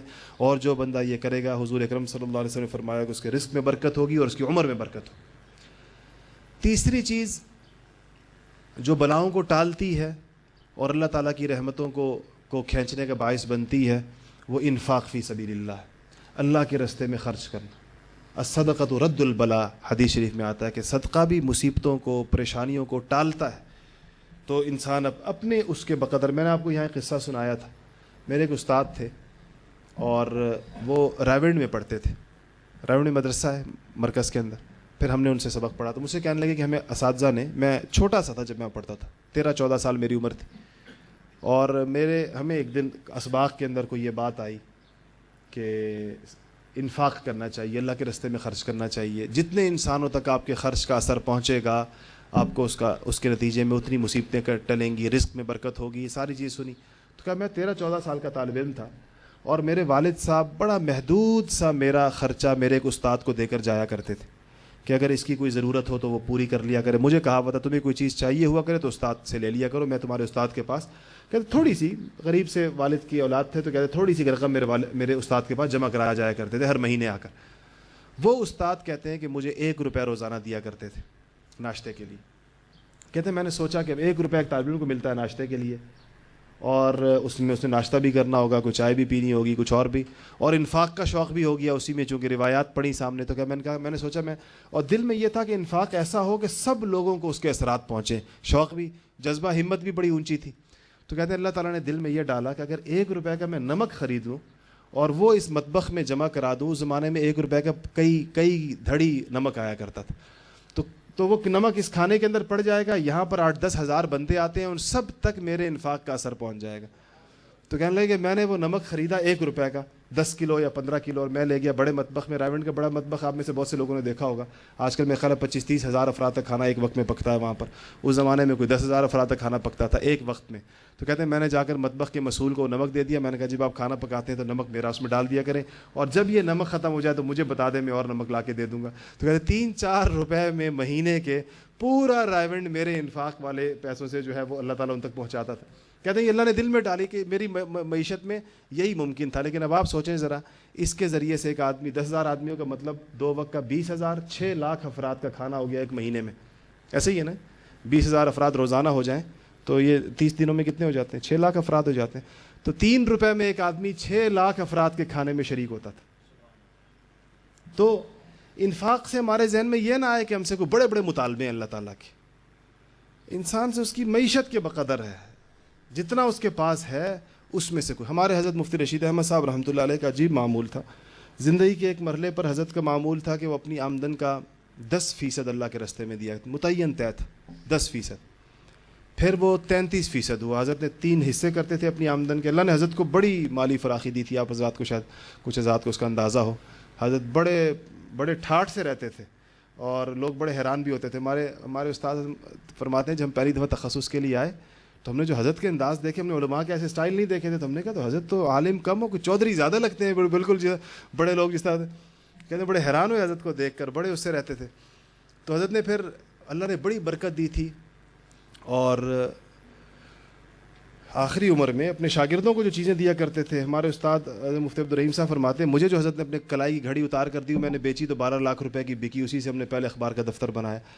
تو کیا کہ حضرت نے مجھ سے کہا تھا، میں نے کہا کہ مجھے دے دیں، میں اس سے اخبار میں لگاؤں گا لوگوں کو۔ اس زمانے میں ذرا مومن نیا نکلا تھا، تو حضرت نے اپنے حالات میں لکھا ہے کہ پھر میں نے پہلے 10% طے کیا کہ اپنی آمدن کا 10% دیا کروں گا، پھر اپنی آمدن کا 33% طے کیا کہ 3 حصے کر کے 1 حصہ اللہ کے راستے میں، پھر آمدن کا نصف طے کر دیا کہ آدھا اللہ کے راستے میں، آدھا اپنے لیے، پھر 2 حصے اللہ کے راستے میں، 1 حصے اپنے لیے، پھر 90% اللہ کے راستے میں، 10% اپنے لیے، اور آخری عمر میں 100% اللہ کے راستے، سب جو آتا تھا وہ جاتا تھا، آخری عمر کا یہ حال تھا کہ جو آتا اللہ کے راستے.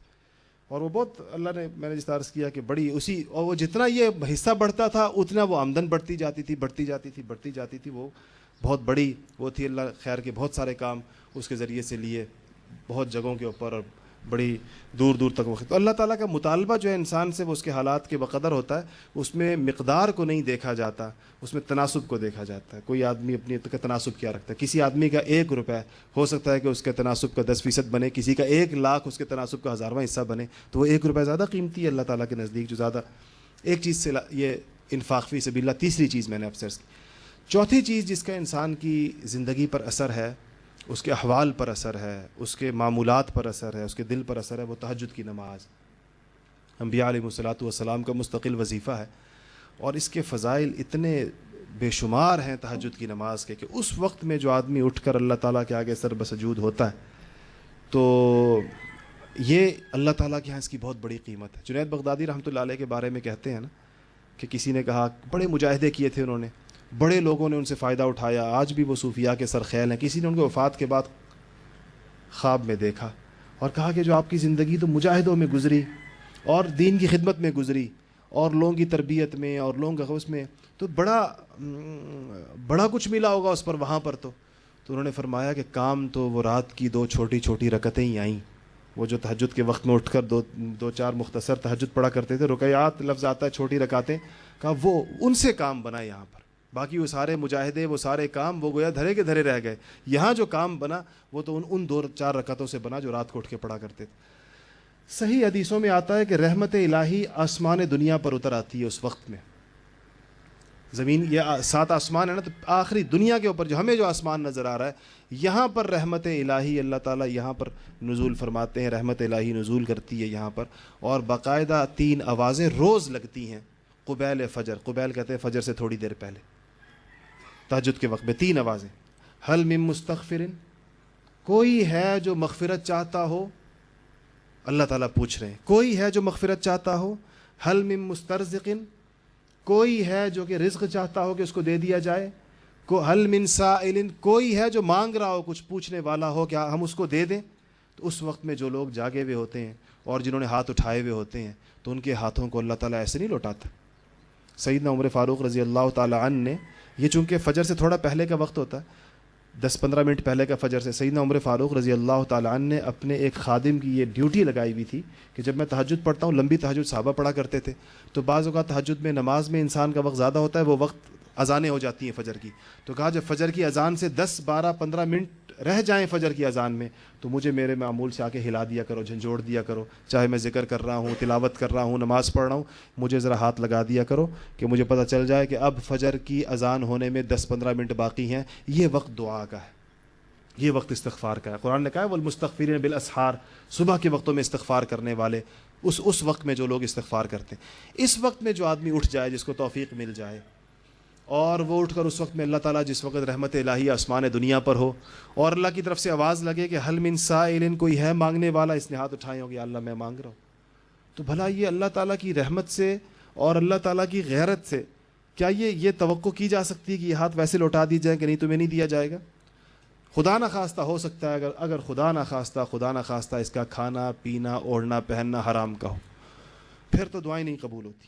صاف واضح بتا دیا گیا کہ جن کا کھانا پینا پہننا اوڑھنا حرام کا ہوگا ان کی دعائیں نہیں قبول کی جائیں گی. وہ مانگتے رہیں گے، اللہ تعالیٰ اس پر کان نہیں دھرا جائے گا. یہ تو شرط لازمی ہے کہ انسان حلال خور ہو، سود سے بچتا ہو، حرام سے بچتا ہو. تجارت کے اندر صرف سود کی حرمت نہیں ہوتی، یاد رکھیے گا. تجارت میں، ملازمت میں حرمت کی، اور ملازمت میں جو آدمی ملازمت کے اوقات پورے نہیں کرتا اور اپنی ذمہ داریاں پوری نہیں کرتا، اس کے بقدر اس کی تنخواہ حرام ہوتی ہے. جس کی 8 گھنٹے کی ڈیوٹی ہے، اگر وہ 2 گھنٹے کی ڈنڈی مارتا ہے تو 2 گھنٹے کے بقدر تنخواہ اس کی حرام ہو جاتی ہے. تجارت میں ایک سود کا حرام ہونا ہر ایک کو پتہ ہے. اس کے علاوہ جو خرید و فروخت کے جو شرعی احکامات ہیں، جو آدمی خرید و فروخت کے ان شرعی احکامات کی لین دین کے خیال نہیں رکھتا، اس کا منافع حرام ہو جاتا ہے، اس کی آمدن حرام ہو جاتی ہے. اگر یہ چیزیں ہوں، میں نے آپ کو ایک قصہ سنایا تھا کہ حدیث شریف میں آتا ہے کہ انسان دعا مانگتا ہے اللہ تعالیٰ سے ہاتھ اٹھا کر، حالانکہ اس کا لباس بھی حرام کا ہوتا ہے اور پیٹ میں غذا بھی حرام کی ہوتی ہے یا مشتبہ ہوتی ہے، اس پہ شک ہوتا ہے اس کے بارے میں، اور وہ دعا مانگتا ہے، اس لیے اس کی دعائیں قبول نہیں ہوتی۔ یہ شیخ الہند رحمۃ اللہ علیہ قصہ میں نے آپ کو سنایا جو مالٹا میں قید تھے، ان کے بارے میں ان کے سوانح نگاروں نے لکھا ہے کہ حضرت بعض اوقات پانی میں اتر جایا کرتے تھے، پانی میں انسان کو کپڑوں کی ضرورت نہیں پیش آتی، پانی کا رنگ ایسا ہوتا ہے، تو کہا پانی میں اتر کر اتنے پانی میں چلے جاتے تھے جہاں تک انسان کے سینے سے اوپر تک پانی ہو، اور وہاں جا کر اپنا تہمند وغیرہ اتار دیا کرتے تھے، کپڑا کوئی نہیں، پانی میں کھڑے ہوتے تھے، اور اس وقت ویسے کچھ نہیں کھایا ہوتا تھا، ادھر جا کر اس آسمان کا جو پانی وہاں جمع ہوتا تھا چشموں میں، اس کو پی لیا کرتے تھے کہ وہ تو حلال ہی حلال ہے، اس میں تو حرمت کا شائبہ بھی نہیں ہے۔ اور اس وقت کہتے ہیں پانی سینے تک پانی، وہاں پر ہاتھ اٹھا کر اللہ سے دعا مانگتے تھے کہ یا اللہ اب تو لباس بھی حرام کا نہیں ہے اور یا اللہ پیٹ میں بھی حرام نہیں ہے، کیونکہ پیٹ میں پانی ہے جو آسمان سے اترا ہے، تیری بارشوں کا اترا ہوا پانی ہے، اور لباس بھی یہاں پر ضرورت لباس کی نہیں ہے، پانی کے اندر کھڑے ہوئے ہیں جہاں پر انسان کا سطر ویسے ہی ڈھکا ہوا ہوتا ہے پانی کی وجہ سے، اور کہا اس پانی میں جا کر وہاں جا کر ہاتھ اٹھاتے تھے کہ یا اللہ ہو سکتا ہے ہمارے کپڑوں میں کوئی مشتبہ چیز ہو سکتا ہے ہماری خوراک میں کوئی مشتبہ چیز ہو، اب تو میں ان دونوں سے پاک ہوں، ادھر آ کر تجھ سے مانگ رہا ہوں۔ اتنا اہتمام ہے دعا کا۔ پانچویں چیز جو انسان کی زندگی پر مؤثر ہے وہ دعا ہے، اور علماء نے لکھا ہے کہ دعا میں دل لگنا زندگی کی سعادتوں میں سے سب سے بڑی سعادت ہے۔ کسی کو یہ سعادت مل جائے کہ دعا میں دل لگے اس کا، یہ بڑی خطرناک چیز ہے کہ جب انسان ہاتھ اٹھائے اور اس کا دل نہ لگے اس میں۔ حدیث شریف میں واضح آتا ہے کہ انسان جب ہاتھ اٹھائے بظاہر دعا کے لیے اور دل کبھی ادھر کبھی ادھر، کبھی یہ سوچ رہا ہے کبھی وہ سوچ رہا ہے، تنگ ہو رہا ہے دعا میں، کب اگر کسی اور کے ساتھ دعا کر رہا ہے اجتماعی تو سوچ رہا ہے کب یہ ختم ہوگی، اگر خود دعا کر رہا ہے تو بھی اس کا دل ادھر مشغول ادھر مشغول۔ واضح حدیث میں آیا کہ اللہ تعالیٰ قلب لاہن، وہ قلب جو ادھر ادھر ہو رہا ہے، اللہ اس کی جانب متوجہ ہوتے ہی نہیں ہے، اللہ تعالیٰ گویا اس کی سنتے ہی نہیں ہے۔ جس آدمی کا دل دعا کے وقت میں ادھر ادھر، کبھی ادھر جا رہا ہے کبھی ادھر جا رہا ہے، دعا میں دل نہ لگنا بڑی بد نصیبی ہے، یہ ذوق نہ ملنا کہ دعا میں دل نہیں لگتا، دعا کو دل نہیں چاہتا۔ اور ایک دعا میں دل لگتا ہے انسان کا کہ دعا کے لیے ہاتھ اٹھائے۔ ہم نے اللہ تعالیٰ نے ایسے بزرگوں کو مجھے دیکھنے کا موقع دیا کہ جو جب ہاتھ اٹھاتے تھے دعا کے لیے، یقین جانیے یوں لگتا تھا کہ ہاتھ چھوڑنا بھول گئے،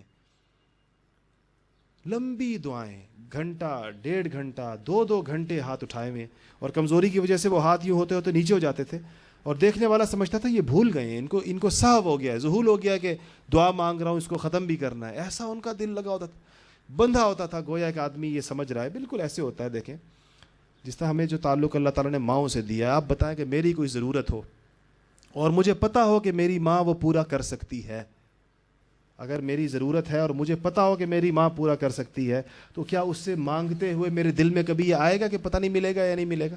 میں پریشانی میں ہوں، میں مصیبت میں ہوں، میں آزمائش میں ہوں، اور میری ماں مجھے اس پریشانی اور آزمائش سے نکال سکتی ہے، مجھے پتہ ہو، یقین ہو، تو جب میں ماں سے کہوں گا تو کتنی توجہ ہوگی اور کتنا یقین ہوگا۔ اللہ فرماتے ہیں میں اس مخلوق سے 70 ماؤں سے زیادہ محبت کرتا ہوں، 70 ماؤں سے زیادہ میری محبت ہے، اور اللہ کی قدرت، قبضہ قدرت میں ہر چیز ہے۔ اس سے مانگنے والے کو اگر یہ کیفیت نصیب ہو جائے کہ میں جس سے مانگ رہا ہوں ایک لمحے میں سارے مسائل میرے حل کر سکتا ہے، اگر میں نے اس سے صحیح طریقے سے مانگ لیا، تو مانگنے والے کو کتنی توجہ اس کو نصیب ہوگی اور کتنی چیزیں اس کو نصیب ہوں۔ تو چوتھی چیز جو ہے وہ دعا ہے، کہ دعا میں انسان کا دل لگے اور دل اللہ تعالیٰ کے ساتھ لگ جائے اس میں، تو انسان زندگی کی ساری سعادتیں وہ لپیٹ لیتا ہے۔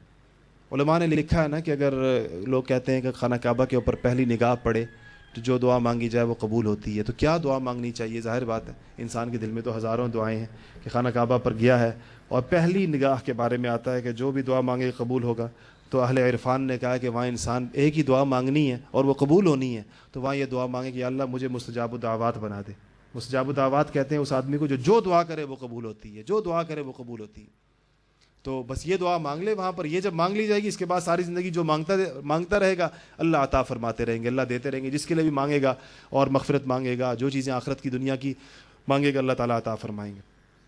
آخری چیز جس سے یہ تو ہوئی وہ چیزیں جو قلب کے اطمینان کے لیے ہیں، جو چیزیں قلب کو برباد کرتی ہیں، جو توجہ کو خراب کرتی ہیں، جس چیز سے سارے احوال منتشر ہوتے ہیں، وہ گناہ اور معصیت ہے۔ ایک گناہ کا صدور انسان کی ساری کیفیات کو درم برہم کر دیتا، اور گناہ نام ہے اپنے اعضاء کے غلط استعمال کا۔ گناہ کی تعریف شاید یہ سب سے سادہ تعریف ہو سکتی ہے کہ انسان اپنے عضو کو جب غلط استعمال کر لے تو اس کو گناہ کہتے ہیں۔ کان کے غلط استعمال، آنکھ کے غلط استعمال، سوچ کے غلط استعمال کا نتیجہ بعض اوقات مرتب ہوتا ہے. ہاتھ پاؤں اعضاء کا غلط استعمال یہ گناہ ہے. اسی ساری جو سلوک حضرت تھانوی رحمۃ اللہ علیہ نے ایک عجیب بات ارشاد فرمائی ہے. حضرت نے فرمایا یہ جو تصوف کا رستہ ہے, یہ جو سلوک کی لائن ہے, کتنی لمبی لگتی ہے انسان کو, کتنا ذکر کرایا جاتا ہے, کتنی مجاہدے کرائے جاتے ہیں, کتنی صحبت اٹھوائی جاتی ہے, کتنی تعلیم دی جاتی ہے. اس سب کا حضرت نے فرمایا حاصل میں تمہیں 2 جملوں میں بتاؤں, اور فرمایا کبھی کوئی تمہیں نہیں بتائے گا, کیونکہ تمہیں اتنا بڑا نظام پھر تمہیں فضول لگے گا اگر 2 جملے بتا دیے جائیں. فرمایا کہ میں کم ظرف ہوں اس لیے تمہیں بتا رہا ہوں, کہ تمہیں میرا حوصلہ چھوٹا ہے اس لیے تمہیں بتا رہا ہوں کہ کل حاصل 2 چیزیں ہیں سارے نظام اصلاح و ارشاد کا. یہ جتنا اللہ والوں نے جتنے لمبے نظام بنائے ہیں انسانوں کی اصلاح کے, اس سب کا مقصود 2 باتیں ہیں. اگر وہ حاصل ہو جائیں تو کسی چیز کی ضرورت نہیں. اور بار بار بڑے اہتمام سے فرمایا کہ یہ بات کوئی اور بندہ اس لیے نہیں بتائے گا کہ تمہیں پورا نظام پھر اس کے بعد بیکار نظر آئے گا. کہا میں کم ظرف ہوں, میں تمہیں بتا دیتا ہوں وہ کیا بات ہے. پہلی بات یہ کہ انسان جس چیز کو کرنے کا اس کی طرف حکم متوجہ ہو جائے اور نفس اس کا یا شیطان کسل اور سستی کی طرف اس کو لے جائے, یہ ہمت پیدا کر کے اس کو کر لے, ایک بات. اور جس چیز سے اس کو روکا گیا ہے اور نفس اور شیطان اس کی طرف اس کو کھینچ رہے ہیں, یہ ہمت پیدا کر کے اس سے رک جائے. بس یہی مطالبہ ہے. فرمایا اور کوئی لمبی چوڑی بات نہیں, 2 باتیں ہیں کل, کہ جس چیز کا حکم ہے, جس چیز کا امر ہے, جس چیز کا مطالبہ ہے, جب وہ مطالبہ اور امر اور حکم سامنے آ جائے نفس اور شیطان روکیں گے, نہیں جانے دیں گے اس کی جانب. یہ اپنی ہمت سے کام لے اور آگے بڑھ کر اس کو کر گزرے. اور جس چیز سے منع کرنے کا کہا گیا وہ بڑی مزین ہو کر سامنے آئے گی, وہ بہت پرکشش ہو کر سامنے آئے گی, اس کو دیکھ کر رال ٹپکے گی انسان کی, اور اس کی جانب نفس اور شیطان اس کو کھینچ کر لے جا رہے ہوں گے. یہ ہمت کر کے اپنے آپ کو اس سے روک لے. فرمایا کل یہ ہے کل مسلمانوں سے جو مطالبہ ہے, سارا جو کھڑاک ہے اور ساری جو بھاگ دوڑ ہے اور سارے جو نظام تعلیم و تربیت ہے اور سارا اصلاح و ارشاد کا جو سلسلہ ہے وہ اس کو پیدا کرنے کے لیے. جس کو پیدا ہو جائے اس کو اور کسی چیز کی ضرورت نہیں. سارا مسئلہ ہمارا یہ, اپنے آپ کو غور کر لیں تو مسئلہ سارا یہ. بالکل ہمیں پتہ ہوتا ہے کہ یہ کرنے کی چیز ہے, کیوں نہیں کر پاتے. بالکل ہمیں پتہ ہوتا ہے یہ رکنے کی چیز ہے, کیوں نہیں رک پاتے. وہ کنٹرول نہیں ہے. تو اس کے لیے جو چیز بتائی گئی ہے وہ چیز دیکھیں, وہ ہمت ہے انسان کے اندر. اللہ تعالیٰ نے دنیا میں دعائیں ضرور مؤثر ہوتی ہیں. لوگ اولاد کے لیے دعا کرواتے ہیں نا, لیکن اولاد کے لیے سے دعا پر اکتفا کوئی بھی نہیں کرتا. اس کے بعد اسباب بھی اختیار کرتے ہیں, اسباب اختیار کر کے پھر دعا کرواتے ہیں. اگر بغیر اسباب پہ کوئی دعا کروائے, آپ بتائیں دعا کرنے والا اس کو اپنی توہین نہیں سمجھے گا کہ تم میرے ساتھ مذاق کر رہے ہو, کہ دعا کروا رہا ہے اور سبب نہیں اختیار کرتا. کہتا ہے بھائی دعا کے ذریعے جو اللہ اولاد دے دے, سبب میں نہیں اختیار کروں گا. تو ایسے نہیں ہوتا. دعائیں بھی ہوتی ہیں, سبب بھی اختیار کیے جاتے ہیں. اسباب کو تقویت پہنچاتی ہیں دعائیں اس کے ذریعے سے. ایسے ہی اصلاح کا عمل بھی ہے. اصلاح فقط دعاؤں سے نہیں ہوتی. دنیا کا کوئی کام دعاؤں سے نہیں ہوتا. اس طرح دعاؤں سے نہ ہونے کا مطلب غلط نہ لیجیے گا, معطل ہو کر دعاؤں سے نہیں ہوتا, کہ کام کی چیزوں کو ہاتھ نہ لگایا جائے اور دعا پر اکتفا کیا جائے. یہ مزاج ہی شریعت نہیں. نبیوں نے یہ اس طرح نہیں کیا جن کی دعائیں کبھی رد نہیں ہوتی ہیں. وہ میدان میں نکل کر انہوں نے کام کیے, انہوں نے اپنے دانت شہید کروائے ہیں, انہوں نے اپنے آپ کو میدان جنگ میں تلواریں لے کر وہ نکلے ہیں, اور تجارت کے میدانوں میں گئے ہیں. ہر چیز میں نبیوں نے عمل کر کے دکھایا ہے. تو ہم لوگ دنیا کے سارے کاموں کے لیے تو عمل کرتے ہیں, اور اصلاح کے لیے ہم کہتے ہیں کوئی دعا کر دے, بس کوئی ہم پر ایسا چف کر دے کہ اس کے نتیجے میں خود بخود میں اچانک جب رات کو سوؤں تو ایسا ہوں, صبح اٹھوں تو میں بالکل فرشتہ جنید بغدادی بنا ہوا ہوں. ایسا نہیں ہوتا. اس کا طریقہ یہی ہے کہ انسان کو اپنی ہمت کو کام میں لانا پڑتا ہے. ہمت ہم نے کمزور کر دی ہے تھوڑی سی.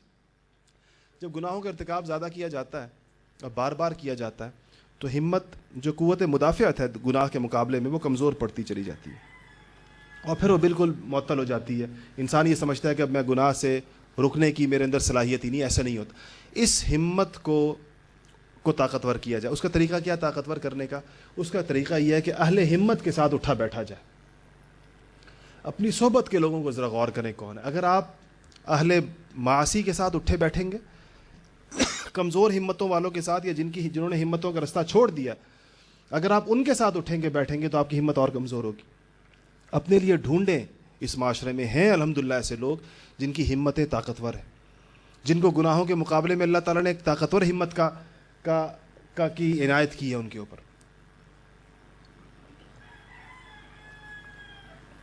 ان لوگوں کے ساتھ صحبت اختیار کی جائے, ان کی صحبت کے نتائج ہوتے ہیں. میں نے عرض کیا قلب بڑی قوی چیز ہے, یہ دل پر اثر انداز ہوتا ہے. حضرت مولانا الیاس صاحب رحمۃ اللہ علیہ جب ایسی مجالس میں سے اٹھا کرتے تھے یا تبلیغی اجتماعات سے واپس جایا کرتے تھے, تو حضرت کے معمولات میں لکھا ہے کہ حضرت 3 دن کا اعتکاف فرمایا کرتے تھے, اور فرماتے تھے کبھی وہ اعتکاف رائے پور شریف جا کر کرتے تھے حضرت مولانا عبدالقادر صاحب رائے پوری رحمۃ اللہ علیہ کے پاس, اور کبھی دیوبند جا کر حضرت مولانا حسین احمد صاحب مدنی رحمۃ اللہ علیہ کے پاس کیا کرتے تھے. اور کہا کرتے تھے جب یہ لوگوں کے ساتھ اختلاط ہوتا ہے بہت زیادہ تو دل کو متاثر کرتے ہیں, اور چونکہ سینکڑوں دلوں کے ساتھ ہم بیٹھے ہوتے ہیں اور ان سینکڑوں دلوں کا اثر ہمارے دل کے اوپر پڑتا ہے, تو اس کے نتیجے میں اپنی روحانی کیفیت میں کمزوری محسوس ہوتی ہے, ان سارے دلوں کا اثر. اس کمزوری کو دور کرنے کے لیے میں 3 دن کے لیے اعتکاف کرتا ہوں تبلیغی اجتماع کے بعد. حالانکہ تبلیغی اجتماع خود ایک نیکی کی جگہ ہوتی ہے, لیکن چونکہ قلوب مجتمع ہوتے ہیں, یہ جو ہم یہاں بیٹھے ہوئے ہم سب کے قلوب ایک دوسرے کے اوپر اثر ڈال رہے ہیں. جس کا طاقتور ہے جس حوالے سے بھی قلب قوت ہے وہ غالب ہوتا ہے دوسرے کے اوپر, اس کا اثر زیادہ ہوتا ہے. ایک اثر قبول کرتا ہے, ایک اثر ڈالتا ہے. جو قوی ہوگا وہ اثر ڈال رہا ہوتا ہے, اور جو کمزور ہوگا وہ اثر قبول کر رہا ہوتا ہے. تو صحبت کے اثرات ہوتے ہیں. انسان جب صحبت میں نیک لوگوں کی صحبت میں بیٹھتا ہے جن کی ہمتیں مضبوط ہوتی ہیں تو اللہ تعالیٰ اس کو ہمت اس کے نتیجے میں دیتا ہے. اور گناہوں کا مقابلہ کرنے کی اصل چیز ہمت ہے, کہ انسان ہمت اپنے اندر پیدا کرتا ہے کہ یہ کام جب وہ طے کر لیا اسے نہیں کرنا تو پھر وہ اس کو. اور دوسری چیز ہمت کو تقویت جو دیتی ہے صحبت کے بعد وہ دعا ہے. حضرت تھانوی رحمۃ اللہ لکھا ہے کہ ایک معمول بنا لو, اور فرمایا کہ دیکھو تم کتنے چیزوں کے بارے میں مجھ سے کہتے ہو, اپنے لوگوں سے خطاب کہ یہ نہیں چھوٹتا, ایک کام تو میں تمہیں آسان بتاتا ہوں, یہ تو کر لو. اور فرمایا وہ یہ ہے کہ ہر روز رات کو سوتے ہوئے 2 رکعت صلاۃ التوبہ پڑھا کرو, اور سارے گناہوں سے توبہ کیا کرو, ساروں سے. اچھا جتنے گناہوں سے توبہ کی ہے اگلی صبح اگلا دن ہو سکتا ہے کہ اس میں سے کچھ کا ارتکاب پھر ہو جائے, تو فرمایا کوئی بات نہیں, اگر پھر ہو جائے پھر اس رات کو بیٹھ جاؤ 2 رکعت پڑھ کے اللہ تعالیٰ سے پھر سے توبہ کرو. تو فرمایا کہ اگر تم گناہ کرنا نہیں چھوڑتے تو اللہ کے بندو توبہ کرنا تو مت چھوڑو نا. فرمایا گناہ کرنا نہیں, میں نہیں کہتا گناہ ضرور چھوڑو, یعنی کہتا ہوں چھوڑو, لیکن نہیں چھوڑتے تو کم سے کم اس کے ساتھ پھر یہ کرو کہ توبہ کرنا نہ چھوڑو. یہ بڑی بدقسمتی ہوگی, گناہ کرنا تو بندہ نہ چھوڑے اور توبہ کرنا چھوڑ دے. تو فرمایا ہر روز رات کو سونے سے پہلے 2 رکعت پڑھا کرو اور اللہ تعالیٰ سے پھر سے توبہ کیا کرو. اللہ کو بتا دو کہ یا اللہ میں پھر سے توبہ کر رہا ہوں, ہو سکتا ہے کل کمزور ہوں اور نفس اور شیطان کے ہاتھوں میں کھلونا بنا ہوا ہوں, ہو سکتا ہے کل مجھ سے پھر ہو جائے, مگر یا اللہ میں کل پھر توبہ کروں گا. تو فرمایا کہ تم توبہ کرنا نہ چھوڑو, اللہ کی رحمت سے قوی امید ہے کہ ایک دن تمہیں اللہ تعالیٰ خود کھینچ لیں گے, اس نکال لیں گے تمہیں, اسے یہ سبب ہے خود اس کے لیے. تو ایک کرنے کا کام جو ہمت کو طاقتور کرتا ہے, دلوں کو مضبوط کرتا ہے, وہ توبہ ہے. کہ انسان روزانہ رات کو 2 رکعت توبہ ضرور صلاۃ التوبہ پڑھے, اللہ تعالیٰ سے گڑ گڑا کر مانگے اللہ جل جلالہ مجھے اور آپ کو عمل کرنے کی توفیق نصیب فرمائے اپنی انفرادی زندگیوں میں. اور یہ جو اللہ تعالیٰ نے دل عطا فرمایا ہے, اس کی قوتوں کو اور اس کے جذب کو, اس کو اللہ تعالیٰ پہچاننے کی توفیق نصیب فرمائے, اس کو زیادہ سے زیادہ قوی کرنے کی توفیق نصیب فرمائے, شیطان اور نفس کے چنگل سے آزادی نصیب فرمائے. وآخر دعوانا الحمدللہ رب العالمین. بس عدنان بھائی کا شکریہ بھی ادا کرتے ہیں کہ طبیعت اتنی ناساز ہے, اس کے باوجود انہوں نے ہمیں وقت دیا. اور آپ سے گزارش ہے کہ آج جو ہے سوالات کا جو ہے سلسلہ نہیں ہوگا, کہ طبیعت صحیح نہیں ہے, اور مختصر مل لیجیے گا. ہمارے ایک معروف کالم نگار ہیں انور غازی صاحب, ڈاکٹر عافیہ صدیقی پر ان کا ایک ناول نما کتاب شائع ہوئی ہے, 370 صفحے کی یہ کتاب ہے, اور 450 روپے اس کی قیمت ہے. لیکن یہاں پہ کاسٹ سے بھی کم 180 روپیز کی جو ہے وہ چند کتابیں ہیں, جو لینا چاہیں وہ لے سکتے ہیں. اور عافیہ صدیقی کی بات ہوئی تو میں بتانا چاہوں گا کہ 30 نومبر کو ان کو اغوا ہونے کو 9 سال ہو جائیں گے, اور 30 مارچ کو جو ان کی فیملی پروگرام کرے گی تو آپ لوگوں سے درخواست ہے, وہ اخبار میں بھی آ جائے گا, تو آپ لوگ بھی اس میں ان کا ساتھ دیں. اچھا, اس کے علاوہ جو ہے یہ ایک سی ڈی آئی ہے 500, پہلے جیسے 400 لنک کی آئی تھی, اب 500 آڈیو ویڈیو لنک کی آئی ہے, جس میں پچھلے مہینے کے پروگرام تک عدنان بھائی کے وہ بھی MP3 موجود ہیں, اور وہ ویڈیو بھی اس کی موجود ہے, انٹرنیٹ کے ذریعے دیکھے جا سکتے ہیں. اس سی ڈی میں حکیم اختر صاحب, پیر ذوالفقار نقشبندی صاحب, طارق جمیل صاحب, مفتی تقی عثمانی صاحب, عدنان بھائی, مولانا شیخ غفوری صاحب, ان سب کے ایسے آڈیو ویڈیو اور بچوں کی کہانیاں اور تبلیغی اجتماع جو ہے رائے ونڈ کا جو ہے 2006 سے 2011 پوری مکمل ایک انسائکلوپیڈیا ہے. تو وہ جو ہے وہ سی ڈی جہاں پہ موجود ہے, لیکن وہ سی ڈی کیونکہ ہم ترغیب دیتے ہیں کہ لوگوں کو دین کی طرف جو ہے وہ کچھ خود داعی بنے, صرف سننے والے نہ ہوں, تو اس میں جو ہے اس دفعہ یہ کیا ہے کہ 10 سی ڈیوں کا ایک سیٹ ہے جو کہ کاسٹ سے بھی کم میں ہے, صرف 100 روپے میں 10 CD کا سیٹ ہے, 100 روپے دیں اور 10 CD لیں اور اپنے لوگوں کو بانٹیں تاکہ ثواب بھی کام آئے, صدقہ جاریہ بھی, اور قرآن کے پیغام کو پھیلانے کا ذریعہ بھی بنائیں. اس میں جو ہے وہ اسٹیکرز بھی موجود ہیں. جیسے اسٹیکرز کے بھی بارے میں آج میں بتاؤں آپ کو کہ جیپنیز اسٹیکرز ہیں اور جس قیمت پہ یہاں پہ وہ مل رہے ہیں وہ چوتھائی قیمت بھی نہیں ہے, اس کی چوتھائی قیمت بھی نہیں ہے. مطلب یہ تو ایسی ایک معمولی سی ہوتی ہے, کسی طرح آپ لوگ لیں اور اس کو جو ہے وہ آگے کریں تو بڑھ چڑھ کر اس میں جو ہے وہ حصہ لیں تو بہت اچھا ہوگا. کیلنڈرز اور بھی موجود ہیں تو وہ بھی جو ہے وہ آپ اس کو کر سکتے ہیں. اور عدنان بھائی سے دعا کی درخواست. الحمدللہ رب العالمین والعاقبۃ للمتقین والصلاة والسلام علی سید الانبیاء والمرسلین. ربنا ظلمنا انفسنا وان لم تغفر لنا وترحمنا لنكونن من الخاسرین.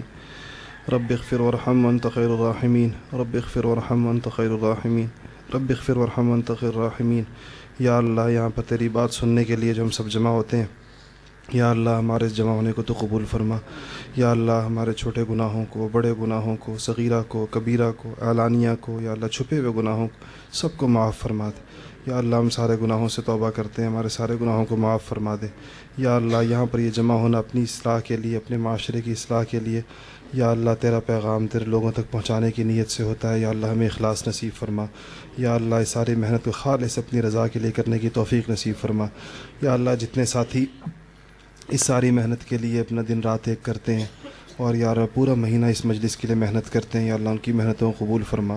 یا اللہ یہ جس گھر میں ہم جمع ہوتے ہیں, یا اللہ اس گھر کے جناب پروفیسر انیس خورشید صاحب مرحوم رحمۃ اللہ فوت ہو گئے رحمۃ اللہ علیہ, اور یا اللہ یہاں مستورات کو, خواتین کو جو تشریف لاتی ہیں, ہماری مائیں بہنیں دور دور سے, اور یا اللہ جو ان کے لیے نظم کرتی ہیں اس گھر کے اہل خانہ کو, یا اللہ بہت جزائے خیر عطا فرما. اور یا اللہ ان ساری مجلسوں کا ثواب دنیا اور آخرت میں یا اللہ ان تمام حضرات کو پہنچا, اور یا اللہ ان کو آخرت کے لیے بھی ذخیرہ آخرت بنا, اور دنیا کے اندر بھی یا اللہ سکون کا, اور یا اللہ ہمارے لیے ہر قسم کی پریشانیوں سے نجات کا ذریعہ بنا. ہماری اولادوں کو یا اللہ دین کے لیے قبول فرما. یہ چھوٹے چھوٹے بچے آتے ہیں, یا اللہ یہ بات وہ سطح ان کی ذہنی سطح سے اونچی ہوتی ہو, یا اللہ ان کے آنے کو قبول فرما, اور یا اللہ ان کے دلوں کو بدل دے.